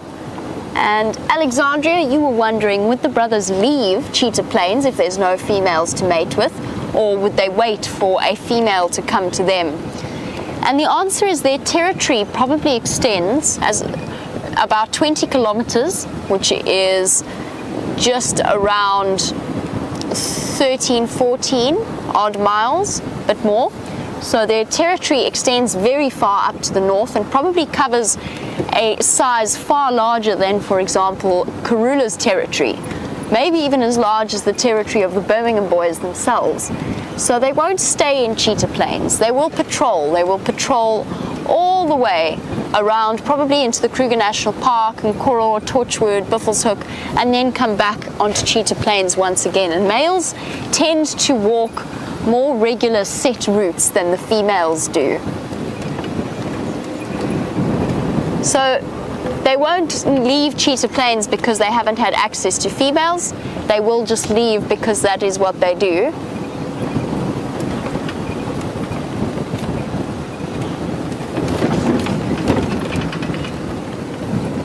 Now, cruising along, just got to make sure that I'm not going to go dashing off into the wrong area.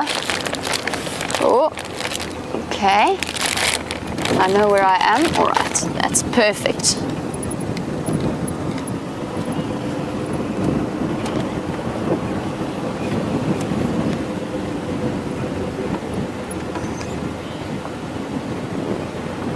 Watching the cheetah wander off, Charlotte was wondering, Charlotte who is watching in Port Elizabeth, if one particular brother will be the leader of the two.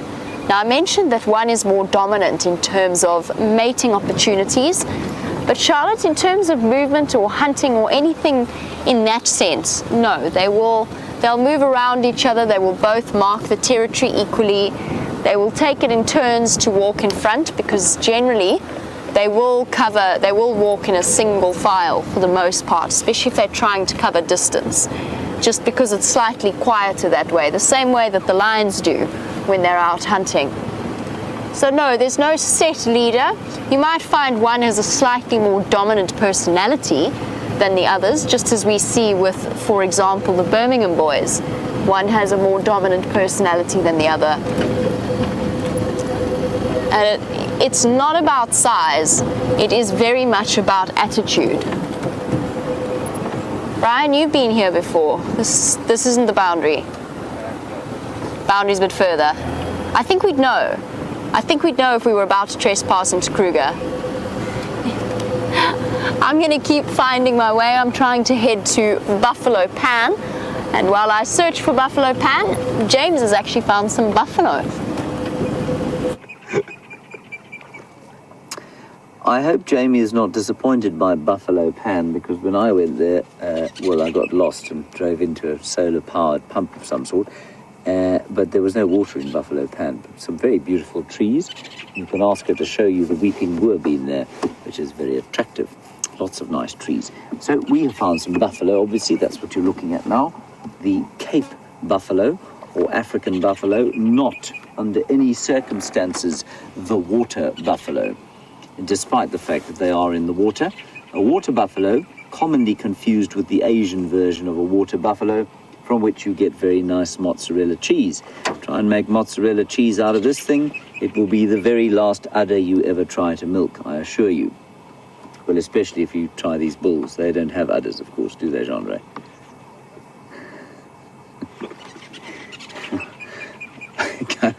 That story kind of got away from me, everyone, and mine started moving faster than my mouth. Anyway, back to what we're seeing here. This buffalo is chewing the cud, and that means he's re-chewing his breakfast, probably. I always like to see buffalo this time of the day. I feel that they are, well, I guess, I hesitate to say this, they remind me of my father, I suppose. They're very relaxed, they're kind of done with the day's work, and they're having their tea, basically, and contemplating life before they go off on a crepuscular walk of this general surrounds, followed by a bit of supper. Now, what is interesting here, those two oxpeckers, you see the one on the right is begging from the one on the left. But interestingly, he looks like he's a juvenile yellow-billed oxpecker because he's got a yellow beak. He clearly isn't. I'm sure he's just in a transitional phase. I'm sure he's a red-billed oxpecker, despite the fact that he has got yellow on his beak. And I think he's a red-billed who's just begging from his mum there, hoping that she'll still give him some food, even though he's well old enough to be feeding himself. I'm just going to quickly check in the book. And for those of you who don't know, the yellow-billed oxpecker is much rarer than the red-billed version. And the juvenile tends to look the same with a colourless beak, but they don't have a picture of a kind of intermediate one. So let me check on my very clever app on my telephone, which I have lost sometime. Let's drive. Andre. Sorry about this, everyone. It's gone. It's gone. Oh, there it is. Okay, I've got it. We'll have a quick look now. Now, for those of you also, I was just reminded while I was talking about this yellow-billed oxpecker, or possible yellow-billed oxpecker, that we saw today 2 yellow-throated petronias. Now, I know many of you like to keep bird lists, and I would love to know if any of you had the yellow-throated petronia, used to be called a yellow-throated sparrow. I'd be fascinated to know if any of you have seen a yellow-throated petronia before. Chandra, have you ever seen a yellow-throated petronia? I didn't think so. I'll show you a picture of one, everyone. That was definitely a yellow-billed oxpecker. Look, Rondre, I'll show you. Well, I think it was most likely. One doesn't want to say definitely too loudly in these particular areas. So we look here. Those are yellow-billed oxpeckers, all of them. Hold it as still as I can. And adults all the way along the top of whatever creature that is that they're sitting upon. But there is I think a juvenile yellow-billed with a yellow bill just like the one we've seen, which I think is really quite interesting. Yeah. I just got to tell you that the amount of willpower it took for me not to start tearing at the flesh on my right calf right now is astounding. There is a biting fly. It is going to die. Sorry about that violence, but it was very, very irritatingly sore and itchy at the same time. Okay, let's leave these buffalo. They're about to go off, as is my father, I've no doubt, on his evening walk, and we'll go off towards Twin Dam, I think, at this stage, and then we'll do a little turn down around the southern boundary and see if we can't find some tracks of Karula coming this way. Drawn black, Andre.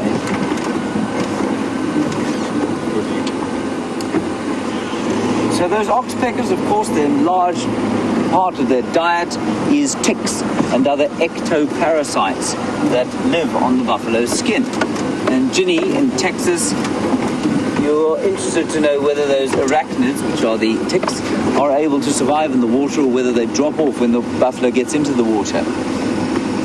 I think almost without question they stay on the buffalo. I think some of them will probably drown while he's under the water. I suspect that is also one of the main reasons why a buffalo spends so much time lying with his undercarriage in the water, because of course those are the soft exposed bits that the ticks get onto. So yeah. And then also in the water, what is interesting is that a terrapin, a serrated hinged terrapin, often plays the role of oxpecker in the water, and they will go and take the ticks off the animals that live in the water, which I think is quite interesting. Thank you, Ginny. Andre, that fly did great damage to me.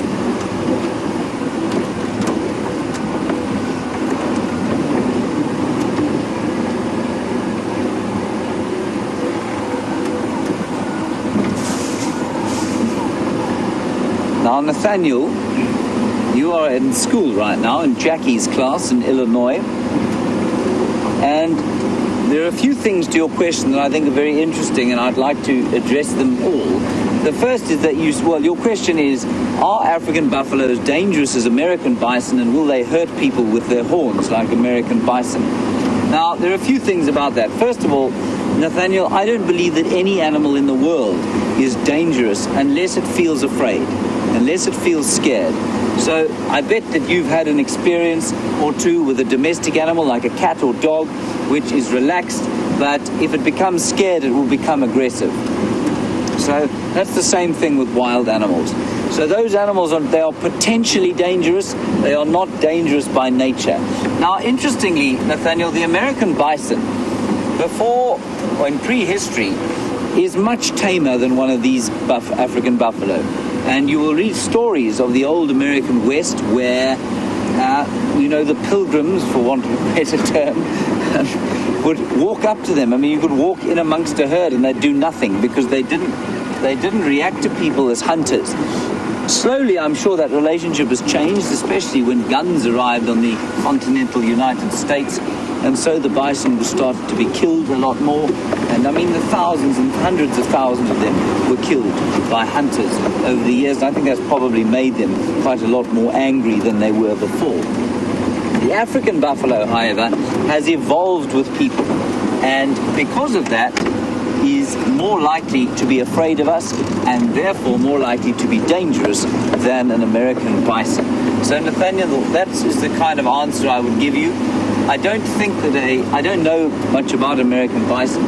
Safe to say that I don't think that they are what we call inherently dangerous. I don't think that they would charge you for no reason. If they were very scared, then they might.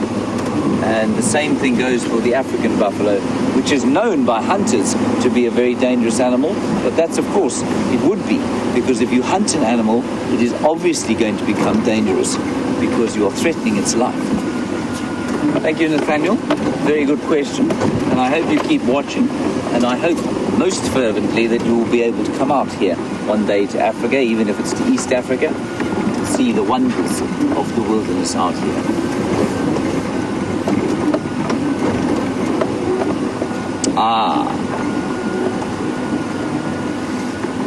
Now, I have had a hiatus of questions from my friend Gracie, who lives in Ohio. And Gracie, I'm very pleased to hear from you again. I don't know why you haven't been asking me questions. I felt very sad over the last few days that you haven't been asking me questions. So please don't stop asking me questions, Gracie. And you want to know if I can find you a flower today? For you, Gracie, anything. I will definitely find you a flower. I will find you 10 different kinds of flowers, Gracie. I may not be able to identify them all, but I will find you 10. How's that? No, I can't see any, but I will find some.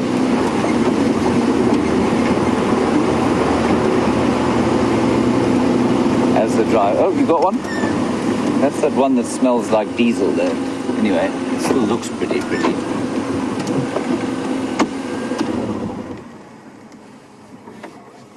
There you are, Gracie. There's your first flower.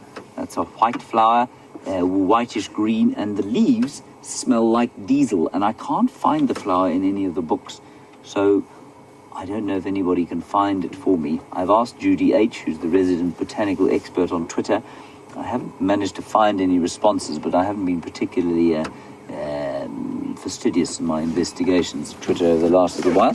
So there's your first flower, Gracie. And while we look at the second one, Alexandria, you want to know what the difference between a home range and a territory is. And I assume because maybe Jamie was talking about home ranges and territories with regard to those cheetah. A home range is not actively defended.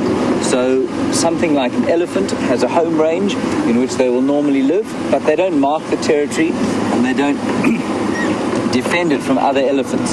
So that would be a home range. Then a lion, for example, has a territory. It's got an area that it will mark actively and that it will not allow any other lions into. And so that's the difference between the territory and the home range. Gracie, your second flower. Ooh, this is a nice one. Hold on a second. Just get it for you, Gracie.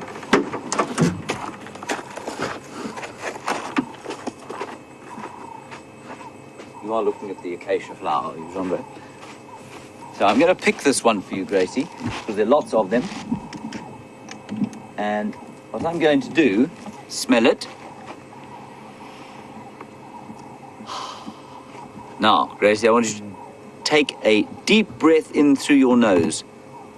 Right about now. Go. And what you'll smell is an orange. It will smell like you've just put your nose into an orange, and that's what it smells like. There you are, Jean-Andre. Smell that. It's the first year I've ever noticed that these acacia flowers smell like oranges. Jean-Ray just put it into his nose. I don't want it back again. Thank you very much.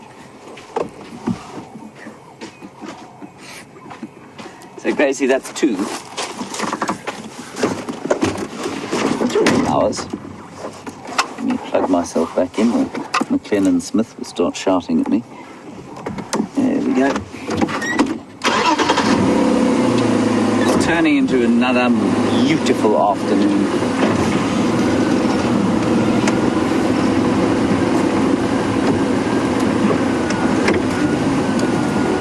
Now, about 2 years ago, I would have said no.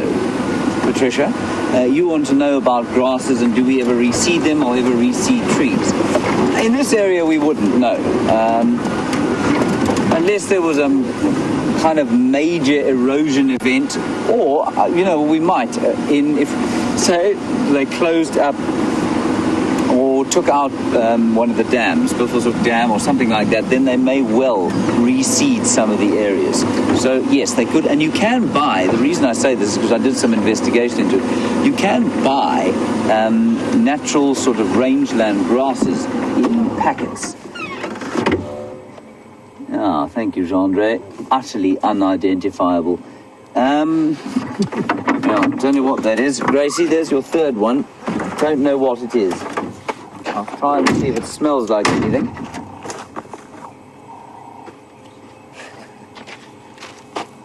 No idea.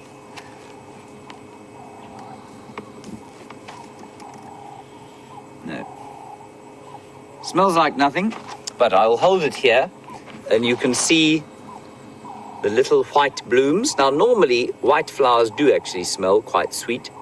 This one does not.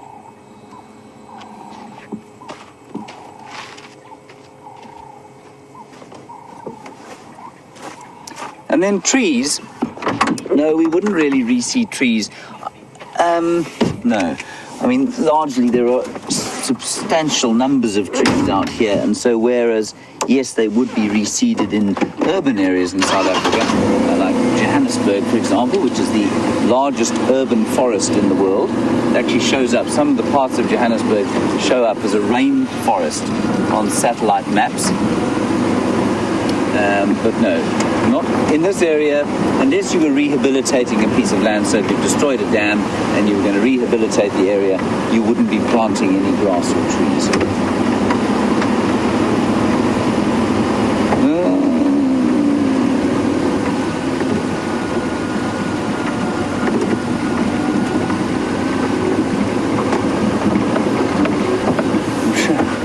Question from somebody called Senior Gold.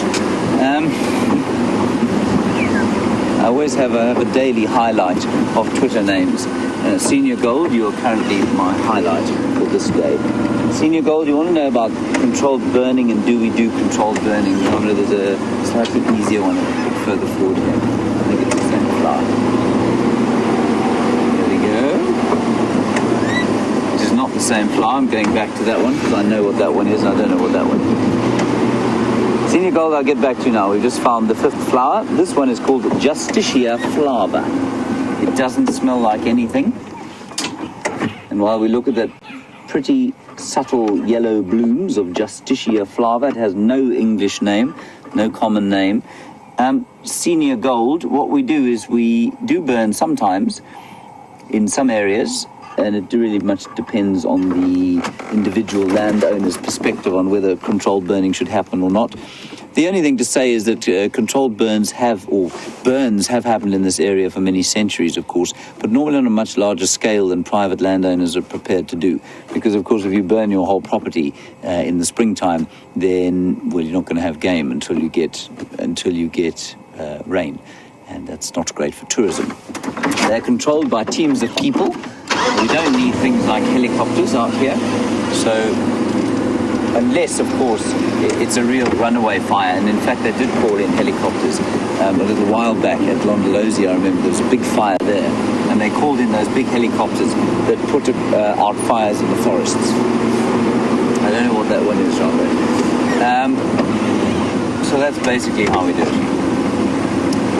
All right, let's pop across. Ooh, just before we do that, John, there's a flower spot with notes today. You got that? Sorry, I'm trying. I'm doing my best. I'm shouting.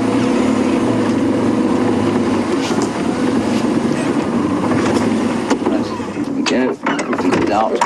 We'll go and head across the plain now. Here you are, Gracie, number 6. I'm not going to pick it because it's on its own.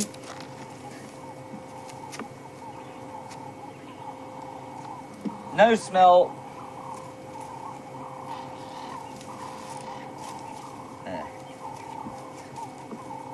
I think the leaves don't smell of anything either, but it looks like a Meirua species. It's quite possible it's a Meirua or bush cherry species, but I might be wrong. Let's go across to Jamie, get an update for her on Cheetah Plains, and I will see you a little later.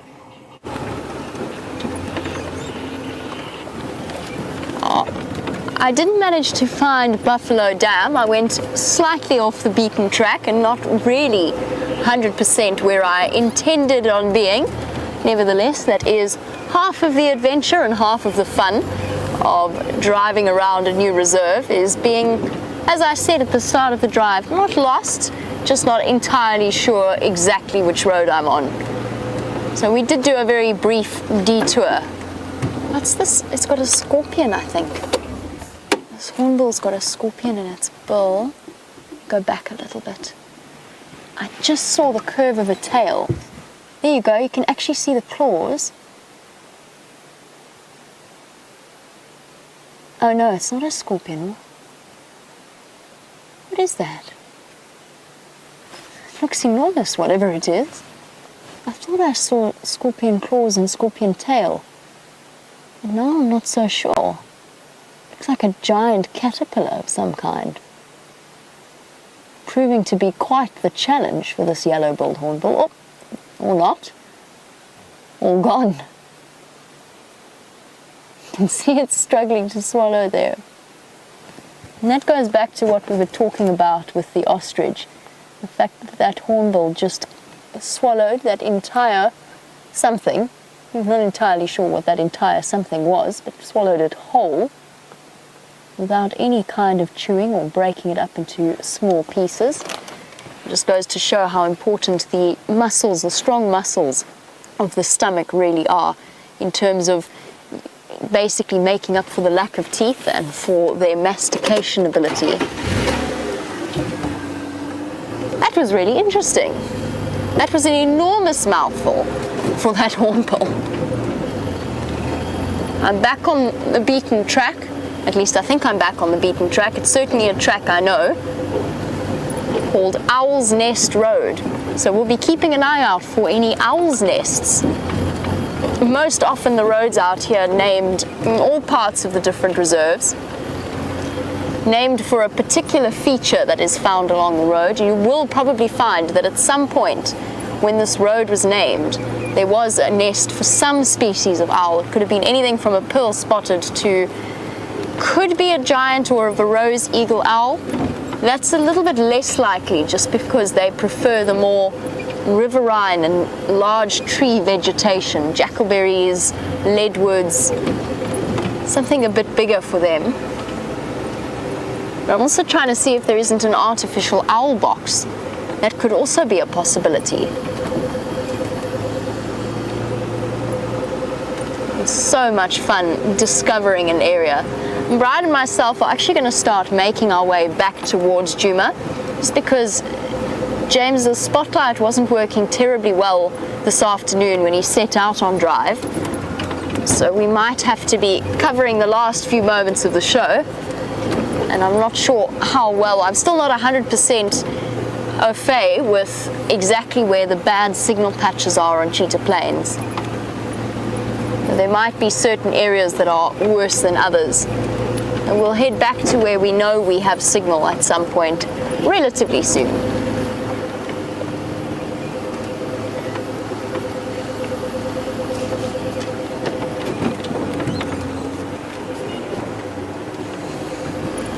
And as I take a slightly different route to the one that I'm more familiar with, Tim, who's watching all the way in Arkansas, was wondering if there are any plans to put a camera up around Cheetah Plains. And Tim, no, not that I'm aware of. I mean, we are a camera on Cheetah Plains at the moment, but I know what you mean. Tim is referring to the various waterhole cameras that have been set up by Wild Earth in a whole load of different locations. There's one at Djuma, there's one on Arathusa, there's Pete's Pond, there's Mashatu, Komorotan, there's all kinds of different cameras set up around the country. Now, as far as I know, no, there aren't any plans to set up a camera on Cheetah Plains. There is a camera up at Nkoro, which very often or very regularly sees either the Birmingham boys around the waterhole or else the cheetah. I know that they were seen on that camera maybe about a week ago at very, very close range. So Tim, whilst I'm not aware of any plans for that aspect of our Cheetah Plains traverse, at least you have the Nkoro camera to watch, which is not far at all. In fact, I could see the tower for Nkoro.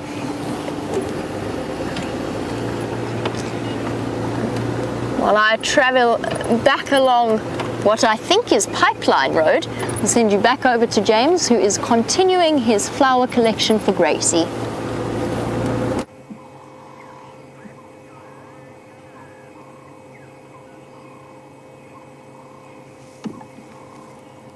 We found another flower, Gracie. It is a blue plumbago, and we found a white version of the plumbago yesterday. And this one I will pick for you. And I know you were watching yesterday, so maybe you saw the white plumbago, and it's exactly the same shape as this one, but it's white, obviously, and this one is blue. And the thing that I showed you was that the seed, once it forms, is very sticky. Very sticky, and if an animal walks past it, it will stick on the animal's fur, and that's how the seed is transferred. Is that any good? Is that better? I just get shakes of the head from Jean-Andre. It's like I've disappointed him all the time. Now he's nodding his head. So that's the seed, Gracie, and that's how the plant transfers itself all over the reserve.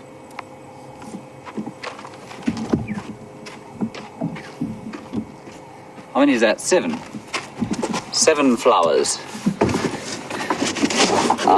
Jean-Andre found this thing, which I think is particularly unattractive, but that's not unusual for Jean-Andre, of course. This is a sedge, Gracie, and we're going to call this number 8.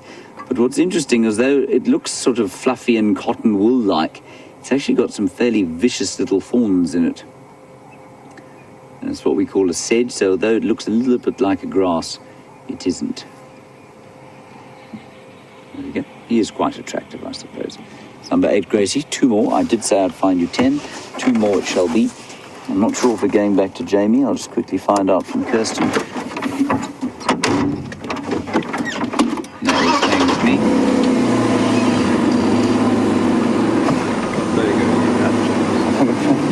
Oh, I've got a bit of plumbago in my hat. Just look up here. See, this tree's about to fruit, Chandri. I'm not going to change my hat. I know that's what you thought I was going to do. There's some fruits in here, and it's relevant to the last few drives we've done because, of course, these are the fruits from which the side-striped jackal... No, I've got that the wrong way around.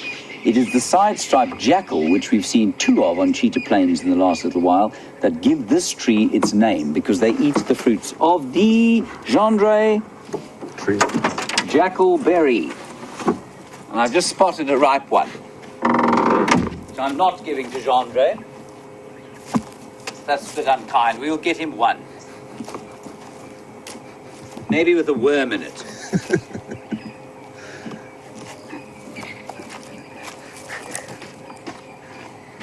And these are actually some of the nicest fruits that we get here.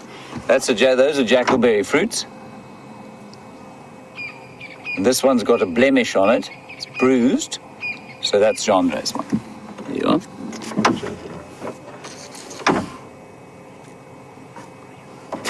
Skin is horrible, but the flesh inside is quite dry, but it's sweet. Nice, hey? Jean-Andre eats like a 3-year-old. This one's overripe. It's not very good. It's Excuse me. It's like a banana. Overripe banana. I think mine may have been handled by a baboon. Anyway, baboons love them as well. Jackalberries, very delicious. Except for the one that I picked for myself. Serves me right. That's called karma. There. Raisa, you asked a question that it's now slipped my mind. Oh, you want to see a devil's thorn? Now remember, we get two different kinds of devil's thorns. One's called sort of, one is that sort of trumpet-shaped purple flower, and we'd find them on quarantine clearings quite a lot of. The other is a small yellow flower, which makes very nasty little thorns. We need to find the last two flowers quite quickly, of course, because the sun has gone now, Gracie, and so all the flowers are going to close. What have you seen? Ah, the Waltheria. There we go. Gracie, number 9. That's called Waltheria. And lots of the butterflies that we've been seeing, that Jean-Andre loves so very dearly, have been feeding on that Waltheria flower. They've bloomed all over the place. Also has no smell at all. Right, one more. Before the sun deserts us completely.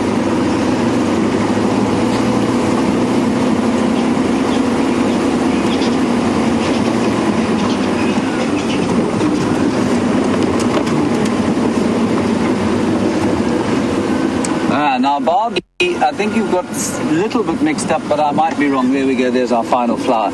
Barbie, you say that butterflies in the United States eat mostly milkweeds. Here we have a string of stars, Gracie, and we've saved the best for last. The string of stars, a beautiful little array of star-like white flowers. So, Gracie, if we, not Gracie, Barb G, if you look at that, sorry, Brianna, I am going to ask you to try and get your camera onto that butterfly there. Just quickly, it's a monarch. And Barb G, you say that the butterflies in the US eat milkweed. Yes. Not the butterflies, but the caterpillars of that species there, the monarch, eat milkweed. Absolutely. We do get milkweeds here, and it makes them toxic. The adults, though, don't seem to feed on the same thing. The adults feed on flowers. You can see there the adult is looking for flowers to feed on. That's brilliant, John. Very well done. That's awesome, I think. I know you don't like it, but I think it's incredible. And so the larvae or caterpillars will eat the poisonous milkweed, which will in turn make that adult poisonous to birds which want to eat it. But not all butterflies do that. You know, just about every plant out here will have a caterpillar that will eat it. So not only the milkweeds. Nice question there, Barb G. Thank you. And of course, that butterfly finding it increasingly difficult to fly as the sun has gone down and the atmosphere is starting to cool.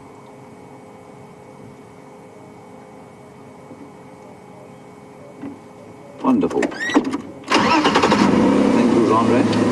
All right, let's go from the butterfly to an angel. Let's go back to Jamie.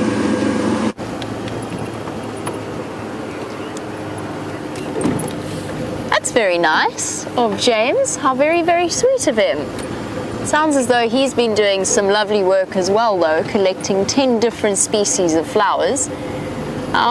While James has been flower picking, Brian and I have been dealing with a medical emergency, or almost a medical emergency. Poor Brian had the most enormous, what looked like, actually did look like either a small fly or a small spider that had managed to make its way onto poor Brian's eyeball and did not want to, no matter what I did, didn't want to get out.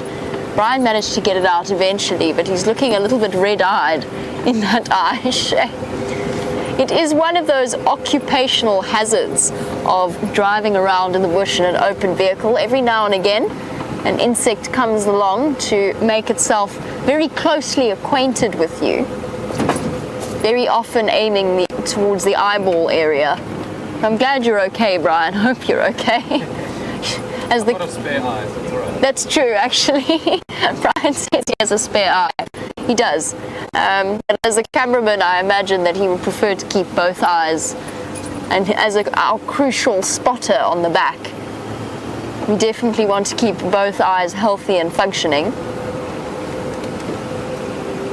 So far, my explorations of cheetah plains have been exceptionally enlightening.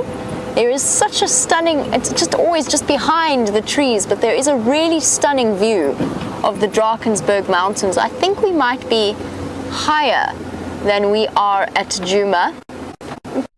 Djuma night view of this beautiful sunset.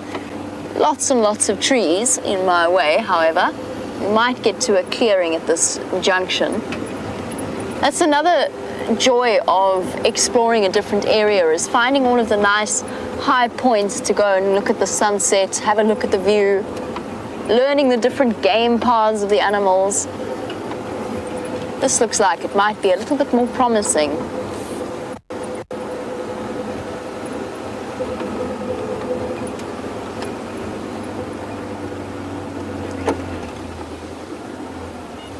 Here we go. We've just missed the end of the sunset.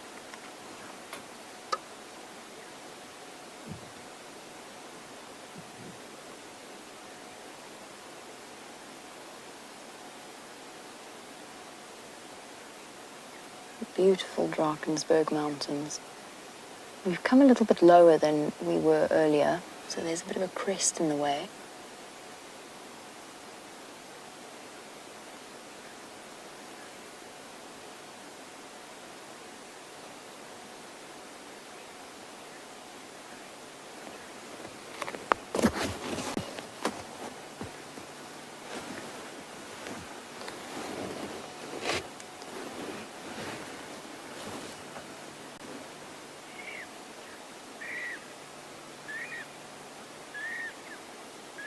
Nevertheless, a stunning view. There's a cuckoo calling somewhere here that we haven't seen in a very long, well, I haven't seen in a very long time. A Leverland's cuckoo.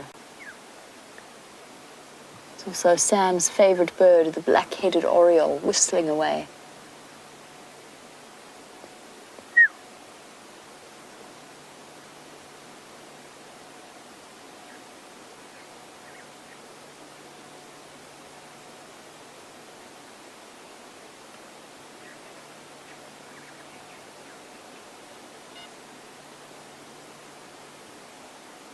Beautiful sunset.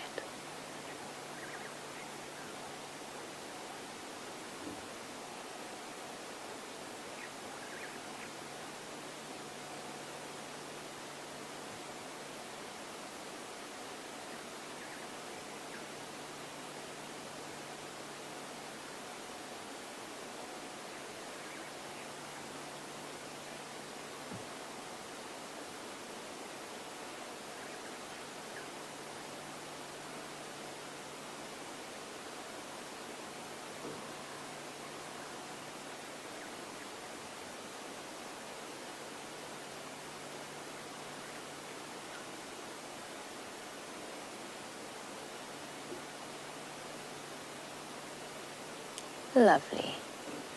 Nice to just sit and enjoy a peaceful moment after an afternoon filled with all kinds of extraordinary sightings, from the ostrich to the cheetah. Cheetah Plains definitely living up to its reputation. But that setting sun is just a quick reminder that I need to start heading back towards Djuma, since James has found himself spotlightless for the evening ahead. And I think I shall be returning to Cheetah Plains many times in the future. The one thing I am going to say is that there is far less general game than there is on Djuma and Arathusa. And I think that is a product of the fact that they haven't had as much rain as we have further to the west of them. I've seen very few impala, very few warthogs. The wildebeest that I saw were far away on Mala Mala. That's not to say that Cheetah Plains always doesn't have general game. It just seems to be the case at the moment. It's much quieter than it is on Djuma. That being said, of course, I haven't explored all of it. I've only explored a little section of it this afternoon. And I find myself quite reluctant to leave this new and unexplored and uncharted territory, at least for me. Not quite grass.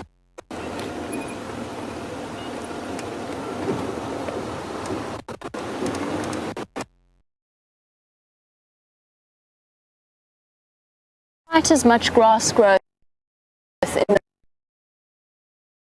that was also, Djuma Arathusa were also struggling in terms of plant growth, right up until we had that enormous rain about 2.5 weeks ago. But Cheetah Plains hasn't quite recovered. We're going to go through a shaky signal patch back across to James. Beautiful sunset that you had. We could see the embers of it before it disappeared over the mountains there. I think our plan from here, everybody, we haven't found any tracks of Kurula or her little babies here on the southern boundary. And it's now getting quite dark, so we probably won't spend any more time around here. Let's head towards where the Nkahuma Pride were on Sandy Patch earlier today. We're quite away from there, but we'll go and have a look there and see. I'm just going to keep an eye on the road until we turn off it, which is going to be over here.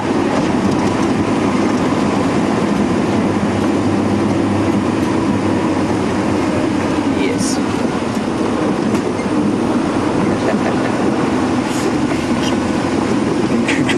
Gracie, it's my pleasure. You said thank you for finding you an African bouquet of flowers, and your favorite was the orange smelling one because you had orange juice so you could smell exactly what it smelled like. Good.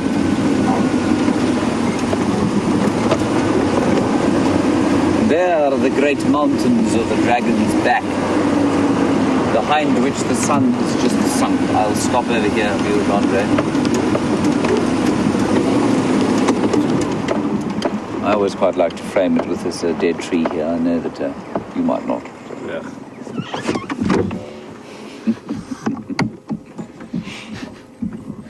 Now, some of you have claimed that I only found 9 flowers there. I cannot possibly be expected to remember exactly what they all were, but I will just give you another one quickly, just in case. So while Andre shows you the sunset,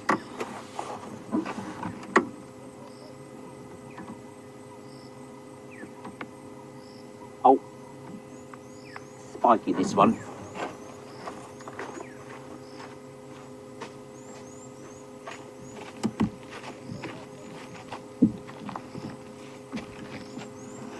This one, Gracie and Gendre, smells like aniseed. And it is the wild aniseed. And the flowers are not very pretty, of course, but they do smell amazing. So, next time you are in a sweet store, go and find the licorice place and smell one of those licorice sticks, and that's what it smells like. There you are, Gendre. You may have a smell of that. Ah, there we go. Gendre doesn't like licorice. I'm not a big fan myself. My father discovered that he does like licorice when we went to Greece 2 years ago, and they gave him an ouzo, which is a drink that they make from aniseed. I find it to be quite the most disgusting thing I've ever put in my mouth.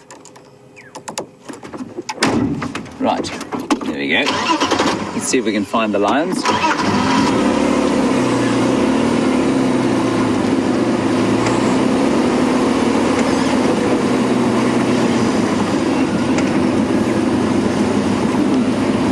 Now, I've been smelling all of these flowers as we go along, and some of them smell nice, but lots of them don't smell like anything at all.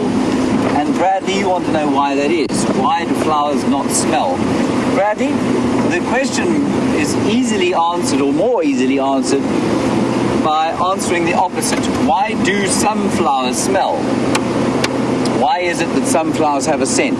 And remember that the reason some flowers smell is that they are trying to attract the animals that pollinate them. So the vectors that either pollinate them or carry off the seeds. And so if a plant doesn't smell, you've got to ask what it is that is pollinating that plant. So, in the case of something like those yellow flowers, which seldom smell, you'll find that it will be an animal or an insect that finds things not by smell, but by sight. So a bright yellow flower will probably attract, say, butterflies, which I think, as far as I know, will probably scent something in the air or see the bright colors. Then you get some plants, Bradley, that have a runway. So often those trumpet-shaped plants will have sort of purple. They don't smell like anything, and they've got purple lines, and they're like a runway for insects to see. Insects see in ultraviolet, or they can see the wavelength ultraviolet, which is too bright for us to see. The wavelengths are too small, and they are able to see ultraviolet, and so some plants produce ultraviolet, which is a visual cue as opposed to an olfactory cue. So they see rather than they smell. So basically the simple answer, Bradley, is that some plants attract their vectors or their pollinators through smell, and some plants attract them through sight. There we go. Long way around that answer.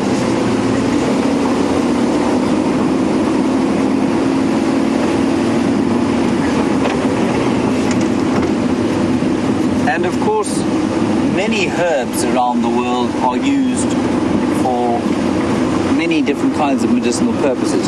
And Vera, you want to know if any of the flowers here are used medicinally. They are. I don't know of any specifically, other than some very obvious ones, like something called Lippia javanica, or the Bushman's tea, which is used for colds and flu and that sort of thing. I mean, lots of the trees and the roots of the trees you can read about, and they'll tell you that they're used for various medicinal things. But I think the flowers, absolutely, especially some of the herby ones that smell quite strong, are used medicinally extensively, especially out in the rural areas here. I know a little bit about the trees that are used medicinally, but very little about the flowers that are used medicinally.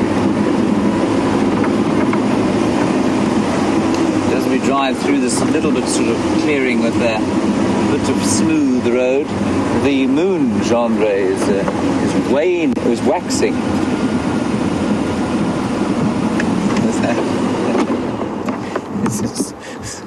Stop and have a look.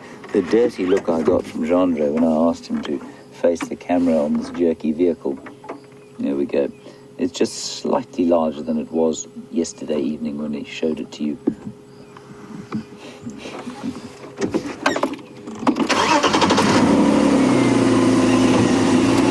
Kirsten, I'm going to need Rain's question again, please.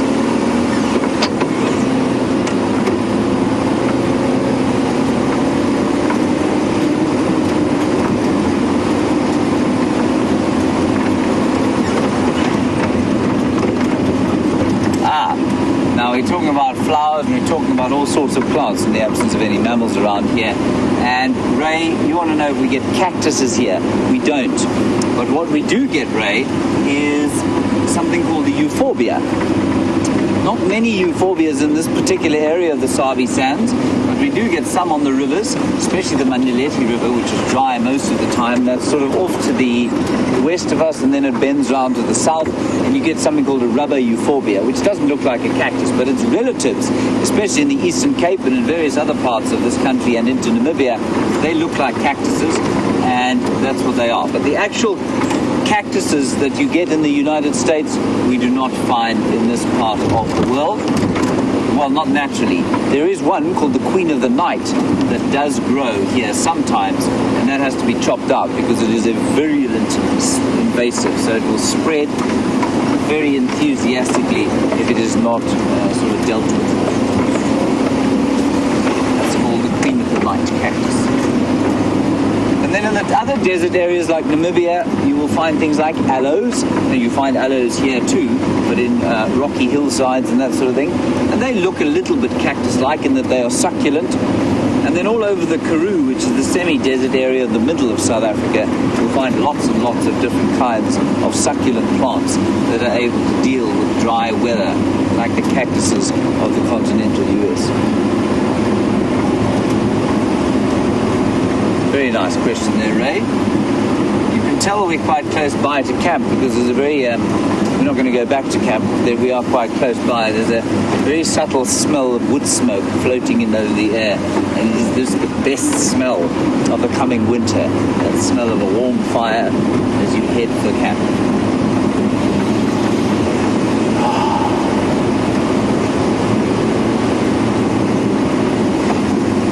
Wonderful. So we talk often, I do talk often about the dawn chorus. And Kelly, you asked what the first bird that we can hear is. Are we able to tell you what the first bird is? And what is the last bird before we go to bed at night? I'm going to exclude all the nocturnal birds, Kelly, which of course will start to call round about now and into the dawn.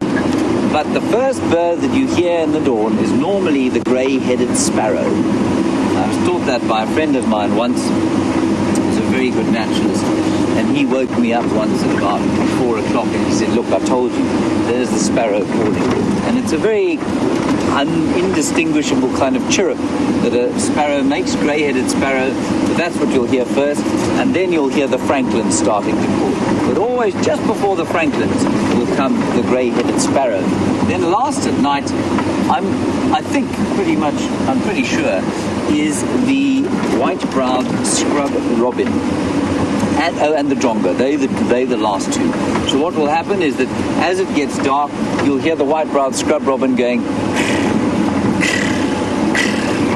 and one or two of them will make the normal call,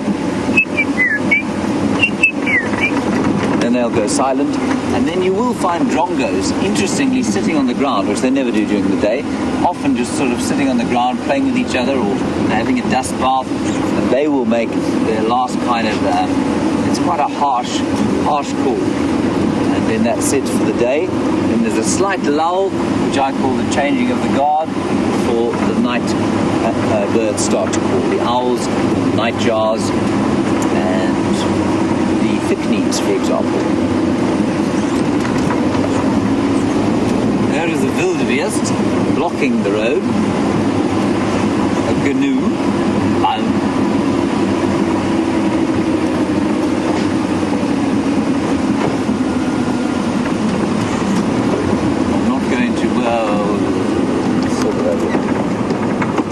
Very cleverly migrated away from our ability to see him. Wonderful shot there, isn't it, Jean-André? Yes. I predicted his behavior perfectly. There he is. Good.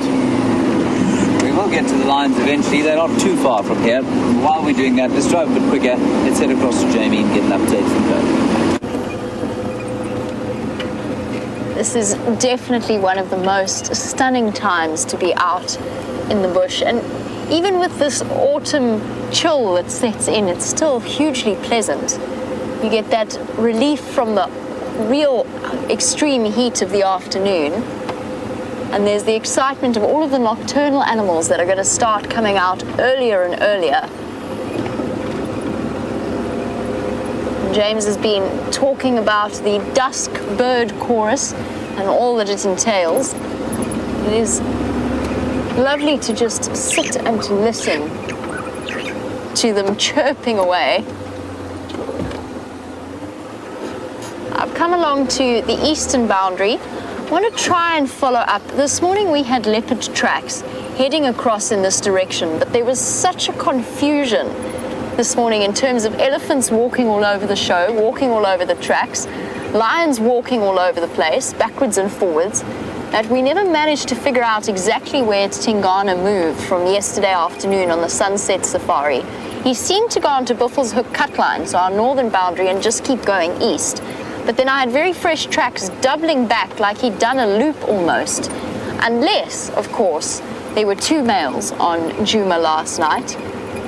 There's always the possibility, given Mvula's current unpredictable movements, he could well have been hanging out around the drainage lines of Galago Pan.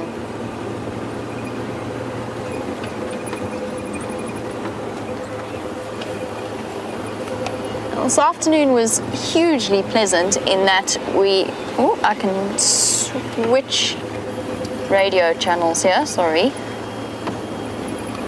We're hugely fortunate this afternoon and yesterday in being able to spend time with the cheetah, and we spoke about their lack of ability to retract their claws. And it's not completely true. They can't retract them all the way into a claw sheath, but they do have some level of muscular control over them, so they can move them backwards and forwards, just not quite to the same extent as leopards and lions. And they do show up quite clearly.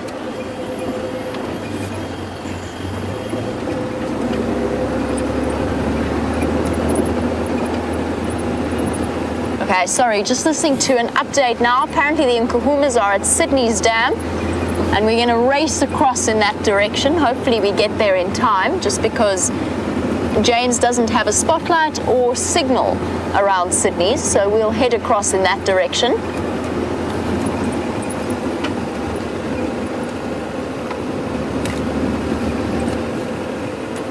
Let me just hop onto the Game Drive channel quickly. James for Jamie.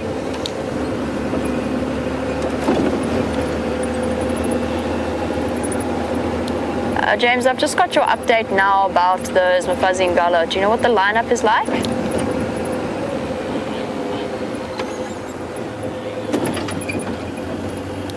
Go ahead, Mike.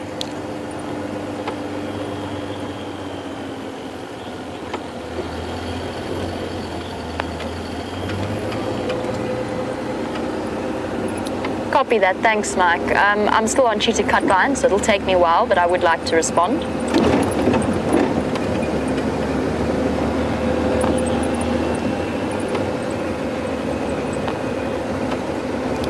Copy that, thank you. All right, let's put foot a little bit. You can't really Ferrari safari in the dark in the same way that you can in the light, just because you can't see as far ahead. So we need to move at a slightly more reserved pace. And while I head off towards the Nkuhumas, let's head back over to the back of James's vehicle with some very tall animals. Is that not the most spectacular sight of the dying embers of the 11th of April? The giraffe silhouetted in the foreground. Going to be quiet for 30 seconds or so. Just have a listen to the last of the day's sounds.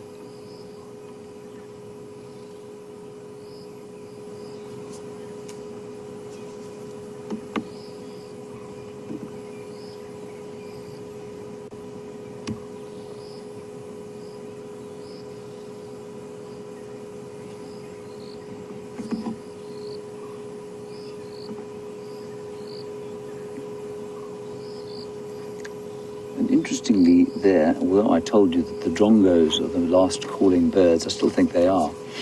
They're just not as loud as some of the francolins, which I can hear shouting off to the left-hand side of your screen, in fact, basically behind your screen. And there's also one nocturnal bird, the Scops owl, that has started calling.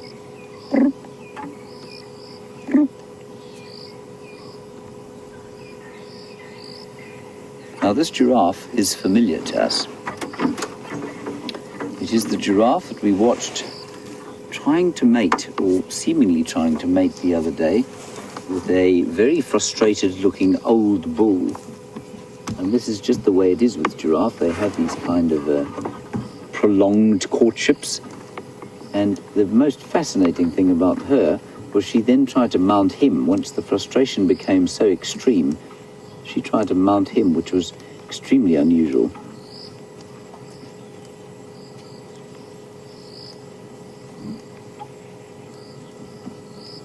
And they're still together. He's around here somewhere. We did see him.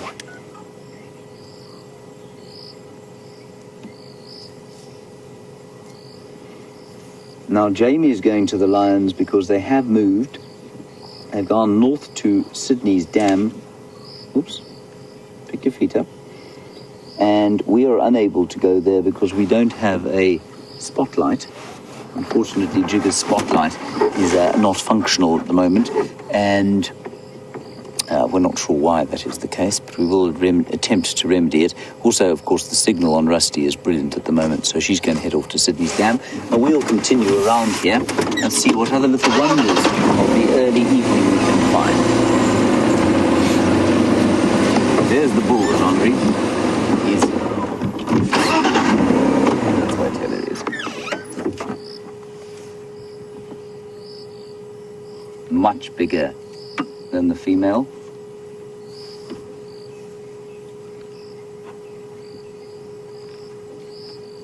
And of course easily recognizable by the fact that he has the tail of a polo pony.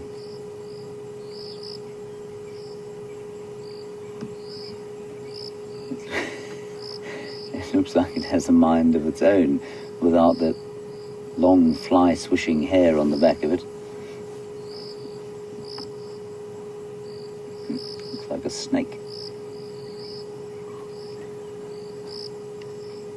And he's just staring off wistfully, of course, off to the west, hoping that his love will not reject him any longer, even though he seems to be completely incompetent at the job to which he was born. I'm being very unkind, of course. It's just how giraffe courtship goes. We had lots of comments from our viewers saying that they had seen giraffe attempting the same thing for up to 3 hours at a time and failing to consummate their marriage.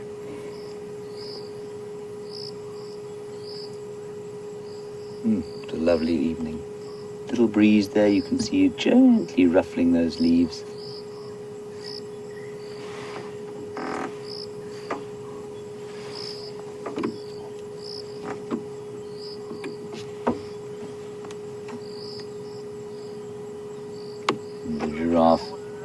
Chewing on his cud, his dinner. And there in the background, as I said, you can hear the white-brown scrub robin. You won't be able to hear it from here because it's behind us.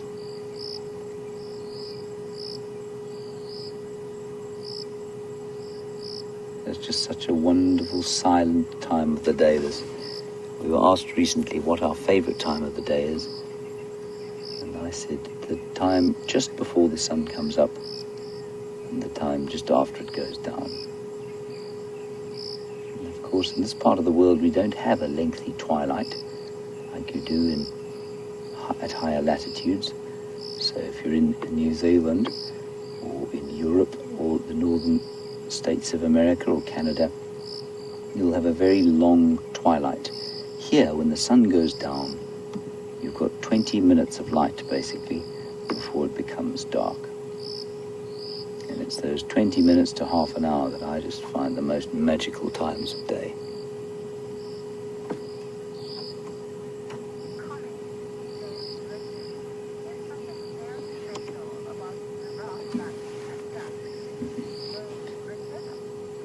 And James Richard, yes, you're absolutely correct. There is something very special about a giraffe sighting at dusk. And indeed, Jean-Andre, I think our very first drive together ended with a giraffe at dusk, didn't it? Very romantic. It was very romantic.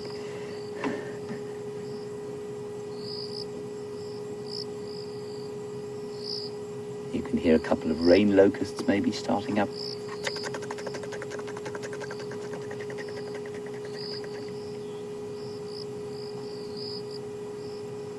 And if ever you are in need of some kind of calm or peace or wilderness healing, if you like, that may sound twee, but half an hour at this time of day in silent contemplation will leave you refreshed like years of psychological therapy.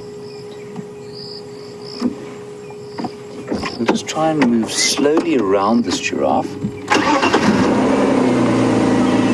I reckon we'll get a better shot at him with more of the sky behind him, more of the reddening sky. It's a very good idea. It's not all bad ideas, Andre.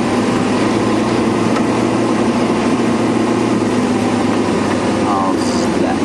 Any good? No. I don't think we're going to get him again, I'm afraid.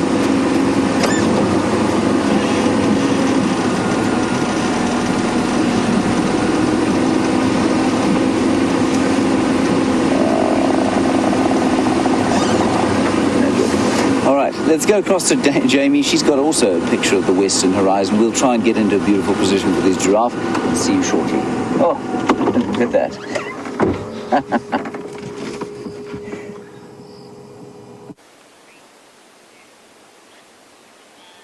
Spectacular sunset. Our view from right on the top of a crest on Buffel's Hook Cut Line, the northern boundary of Djuma. And our race to the lions is no longer a race to the lions. The lions have managed to escape us. They've moved further north towards Manuleti. And we no longer need to rush across in that direction. We can just stop and take in the view for a few seconds.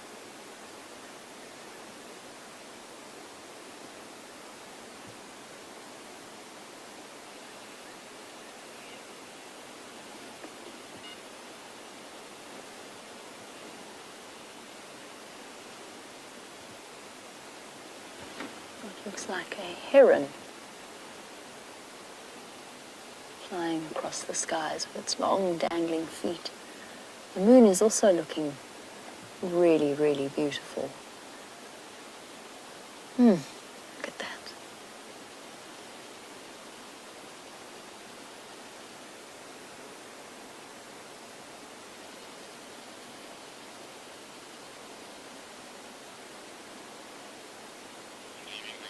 Nice moment to sit and just listen for any lion calls. Back over to James and his view of the giraffe in this stunning light.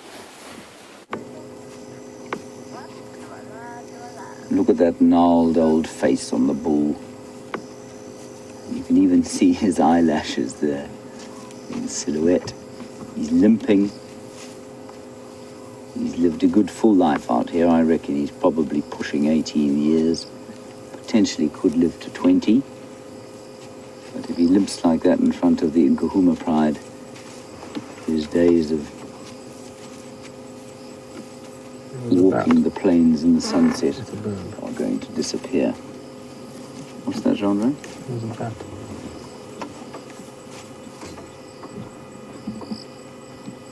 Isn't he lovely?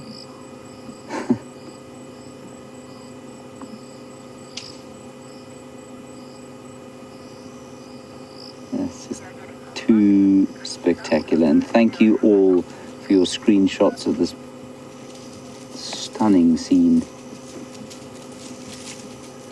And just in the background, you may be able to hear a little bit of noise of running. There are some wildebeest. Genre, shall I try and go backwards? Try and move back. Wildebeest running towards quarantine clearings. Of course, the night is upon us.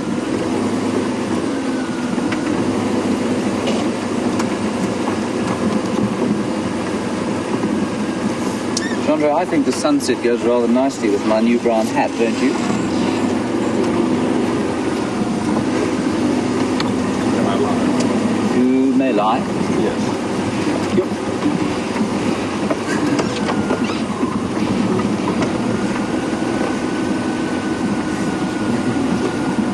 All right, here we go again. With our giraffe. Is that right?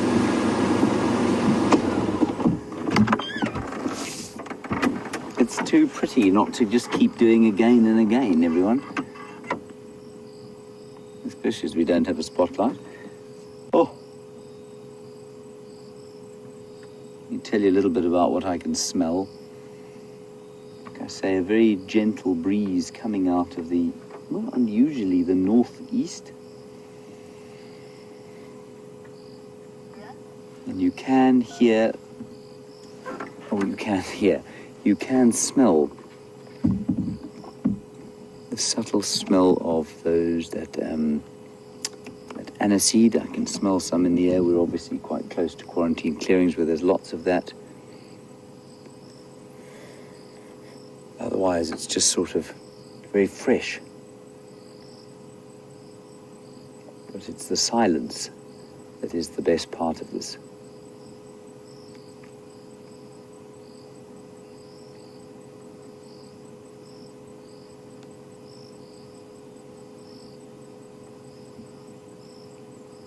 know, it's very seldom that the bush is actually silent. And I don't know, you wouldn't have heard it there, but we could actually hear the click of that giraffe's teeth as they closed.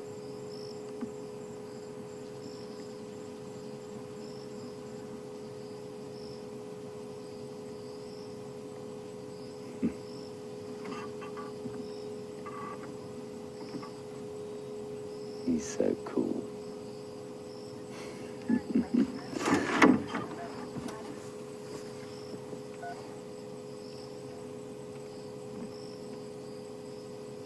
That is just perfect.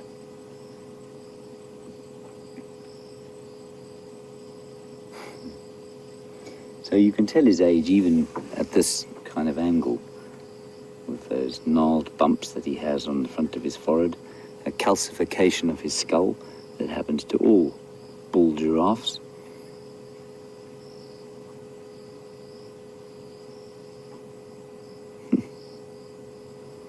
That's a postcard right there, Gendre, don't you think? Gendre sets himself very high standards. He says, yeah, it's okay. I think it's brilliant. Better than a butterfly. Better than a butterfly.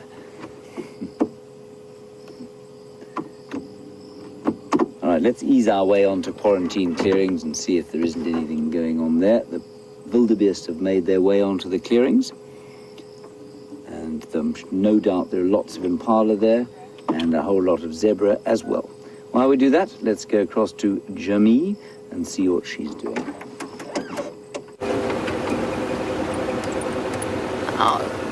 This morning, after our brief encounter with the angry elephants, we did eventually manage to track down a Birmingham boy, and from the tracks there was a female with him as well. One of the Nkahuma lionesses was with him as well.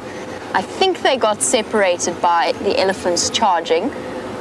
Obviously I didn't see it happen, so I'm not 100% certain, but both of their tracks went into that block and only he came out.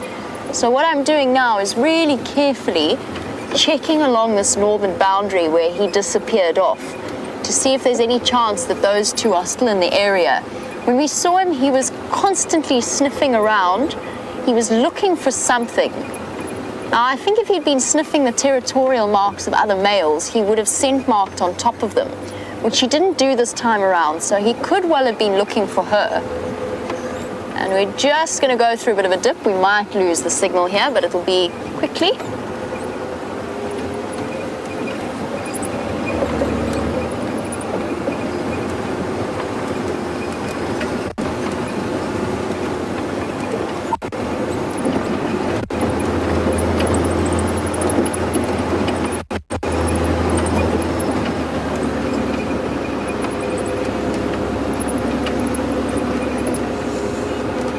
There we go. That should be fine. So yes, he was on the search for something, and I suspect that it may have been her. I just want to double check carefully as we come to the end of the sunset safari that she's not still around. That being said, of course, and on a night like tonight and every night, we're also looking for all kinds of interesting small and nocturnal animals. I've tracked an aardvark before all the way from Buffelshoek Dam straight west along this road. So the nocturnal animals do use this as a regular highway. And all animals do that. Roads are useful routes from place A to place B without having to push through any vegetation, without having to make too much noise. They've learned to utilize the road systems that we have created. And you'll see it even when walking through a part of the bush without roads. The animals make essentially game trails, hiking paths themselves, just by a regular route. It's the route that the animals can follow that's the easiest for them to walk along. Elephants in particular, of course, make very lovely paths that look like they've been man-made. And hippo as well. Hippo make these unique two-track roads, like a tiny little car has been driving along there on their regular nightly pathways.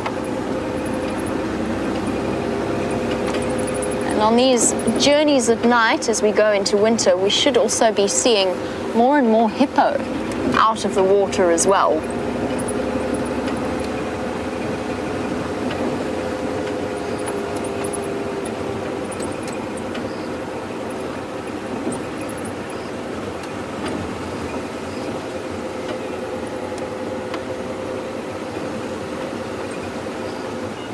Let's see if for the last few moments of our sunset safari, we can't get a really lovely bush baby sighting to finish off the afternoon, or just any one of the nocturnal creatures out here. We've had such an unusual afternoon, from ostriches to cheetah. We've been thoroughly spoilt, and I hope that pattern continues. Let's try and get something exciting for the last few moments. Lions, of course, or leopards are just as exciting and something that we're keeping an eye out for. My personal favorite sighting in terms of nocturnal or secretive animals would have, I guess while I've been here, would have had to have been that serval that VM and myself spotted on Zoe's Road, just because we tend to, as guides, get more excited in those kinds of sightings than we might do even for a leopard or for a lion, because we hardly ever see them. A serval, maybe a porcupine. I've got a porcupine call sitting in my car, so that from this morning, so it might still be good luck. There's a little duiker.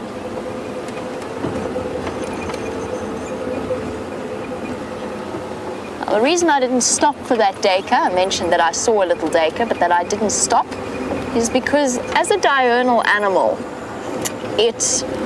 having a light constantly shone on it will act to take away its ability to see at night.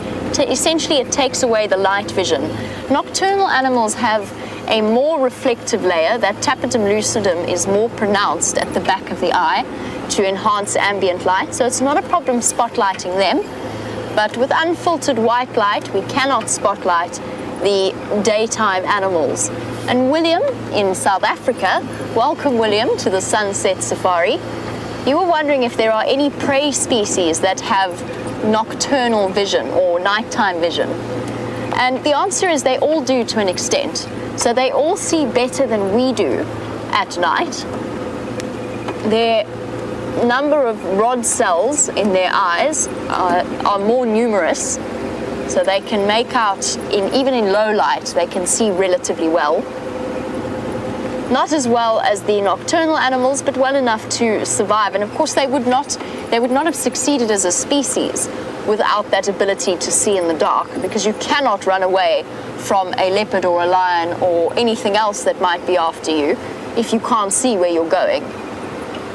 No, it's more that their reflective layer is not as well developed, so it doesn't bounce back the light as well as the nocturnal species do.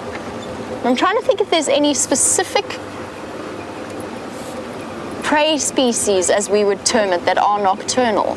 And I suppose the definition in this sense of prey is an animal that's not a predator, I guess would be a way of describing it. So an aardvark, for example, could be considered to be a prey species. It's a rare animal, it's a nocturnal animal, but we know that animals feed on them. We've heard, well, you guys have seen, I've heard stories of Tingana catching and hoisting an aardvark before. Porcupines could be considered prey species. They are the largest of the rodent family. So just like most other rodents, they are on other animals' menu. So they could be considered prey species. They're purely nocturnal, so they have excellent night vision. A pangolin, again, a nocturnal animal that is an insectivore feeding on ants and termites. It also is purely nocturnal. What else would there be? Honey badgers definitely don't count. They're very predatory. They are capable of raiding all kinds of things and catching snakes and mice and other such things. So we won't include them on the prey species list. So yes, William, there are certain animals that have as good a nocturnal vision as our nocturnal predators, so our leopards, our lions, and our spotted hyenas. we as human beings probably have the worst of the nocturnal eyesight. To toss up between us and the other primates, the daytime primates, such as the monkeys and the baboons, just because they have evolved that system of climbing up into trees and making themselves safe up there, although still their eyesight is better than us, because being up in a tree doesn't necessarily guarantee you are safe. There's still a chance that you could be caught by something like a leopard or a Verreaux's eagle owl. In general, we have lost our nocturnal vision, and that is one of the reasons why it is absolutely foolish to go walking in the bush at night, because lions and leopards have evolved.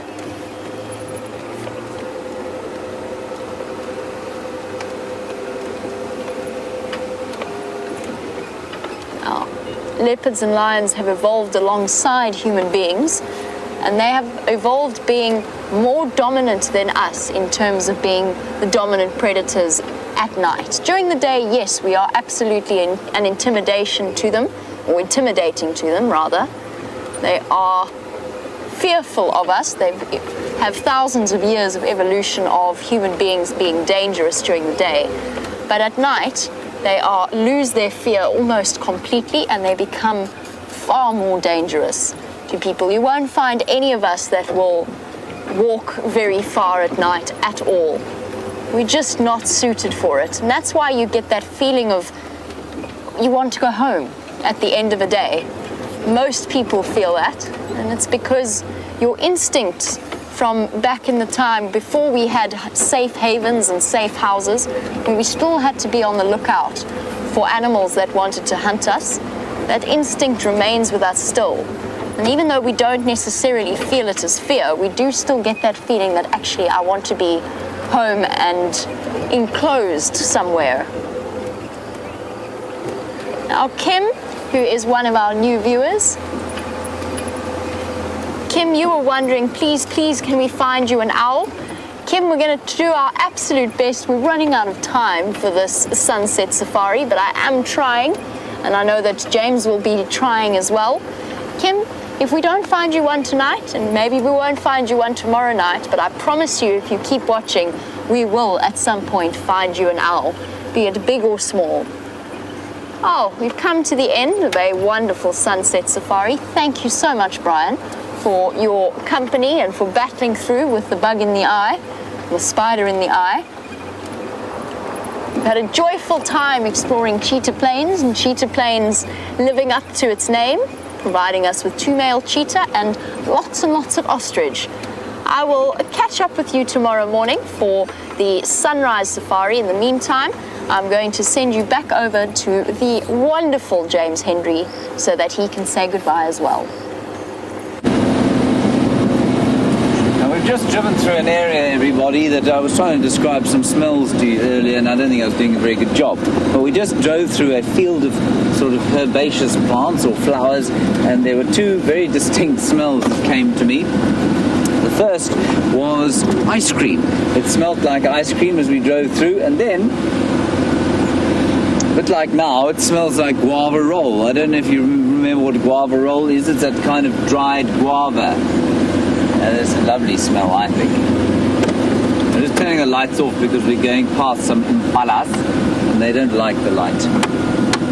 They become stunned, like many of the deer that you have in North America. You see, already stunned. Get out of the way, don't be silly. There we are. So we've got the side lights, but not much else, I'm afraid. Oh, the smell of wood smoke is drawing me home. Isn't that lovely? Very nice. Andre gave me a thumbs up. That's the first one for the day. Sure. It was a good idea to get home with the cameraman in good books, of course, because you will have to work with him again tomorrow and the next day. Okay, that's going to be it from us, everybody. Thank you, Jean-Andre, for your efforts today, especially on the butterflies. Good job. A big thanks to all of you for your questions and comments. We've had some great questions. And little Gracie, I'm glad you enjoyed your bouquet. Sleep tight wherever you are. Well, I know where you are. You're in Ohio. A big thanks to the final control, Kirsten and Jerry and Rebecca. We'll see you tomorrow at 05:30 as the sun breaks. Bye-bye.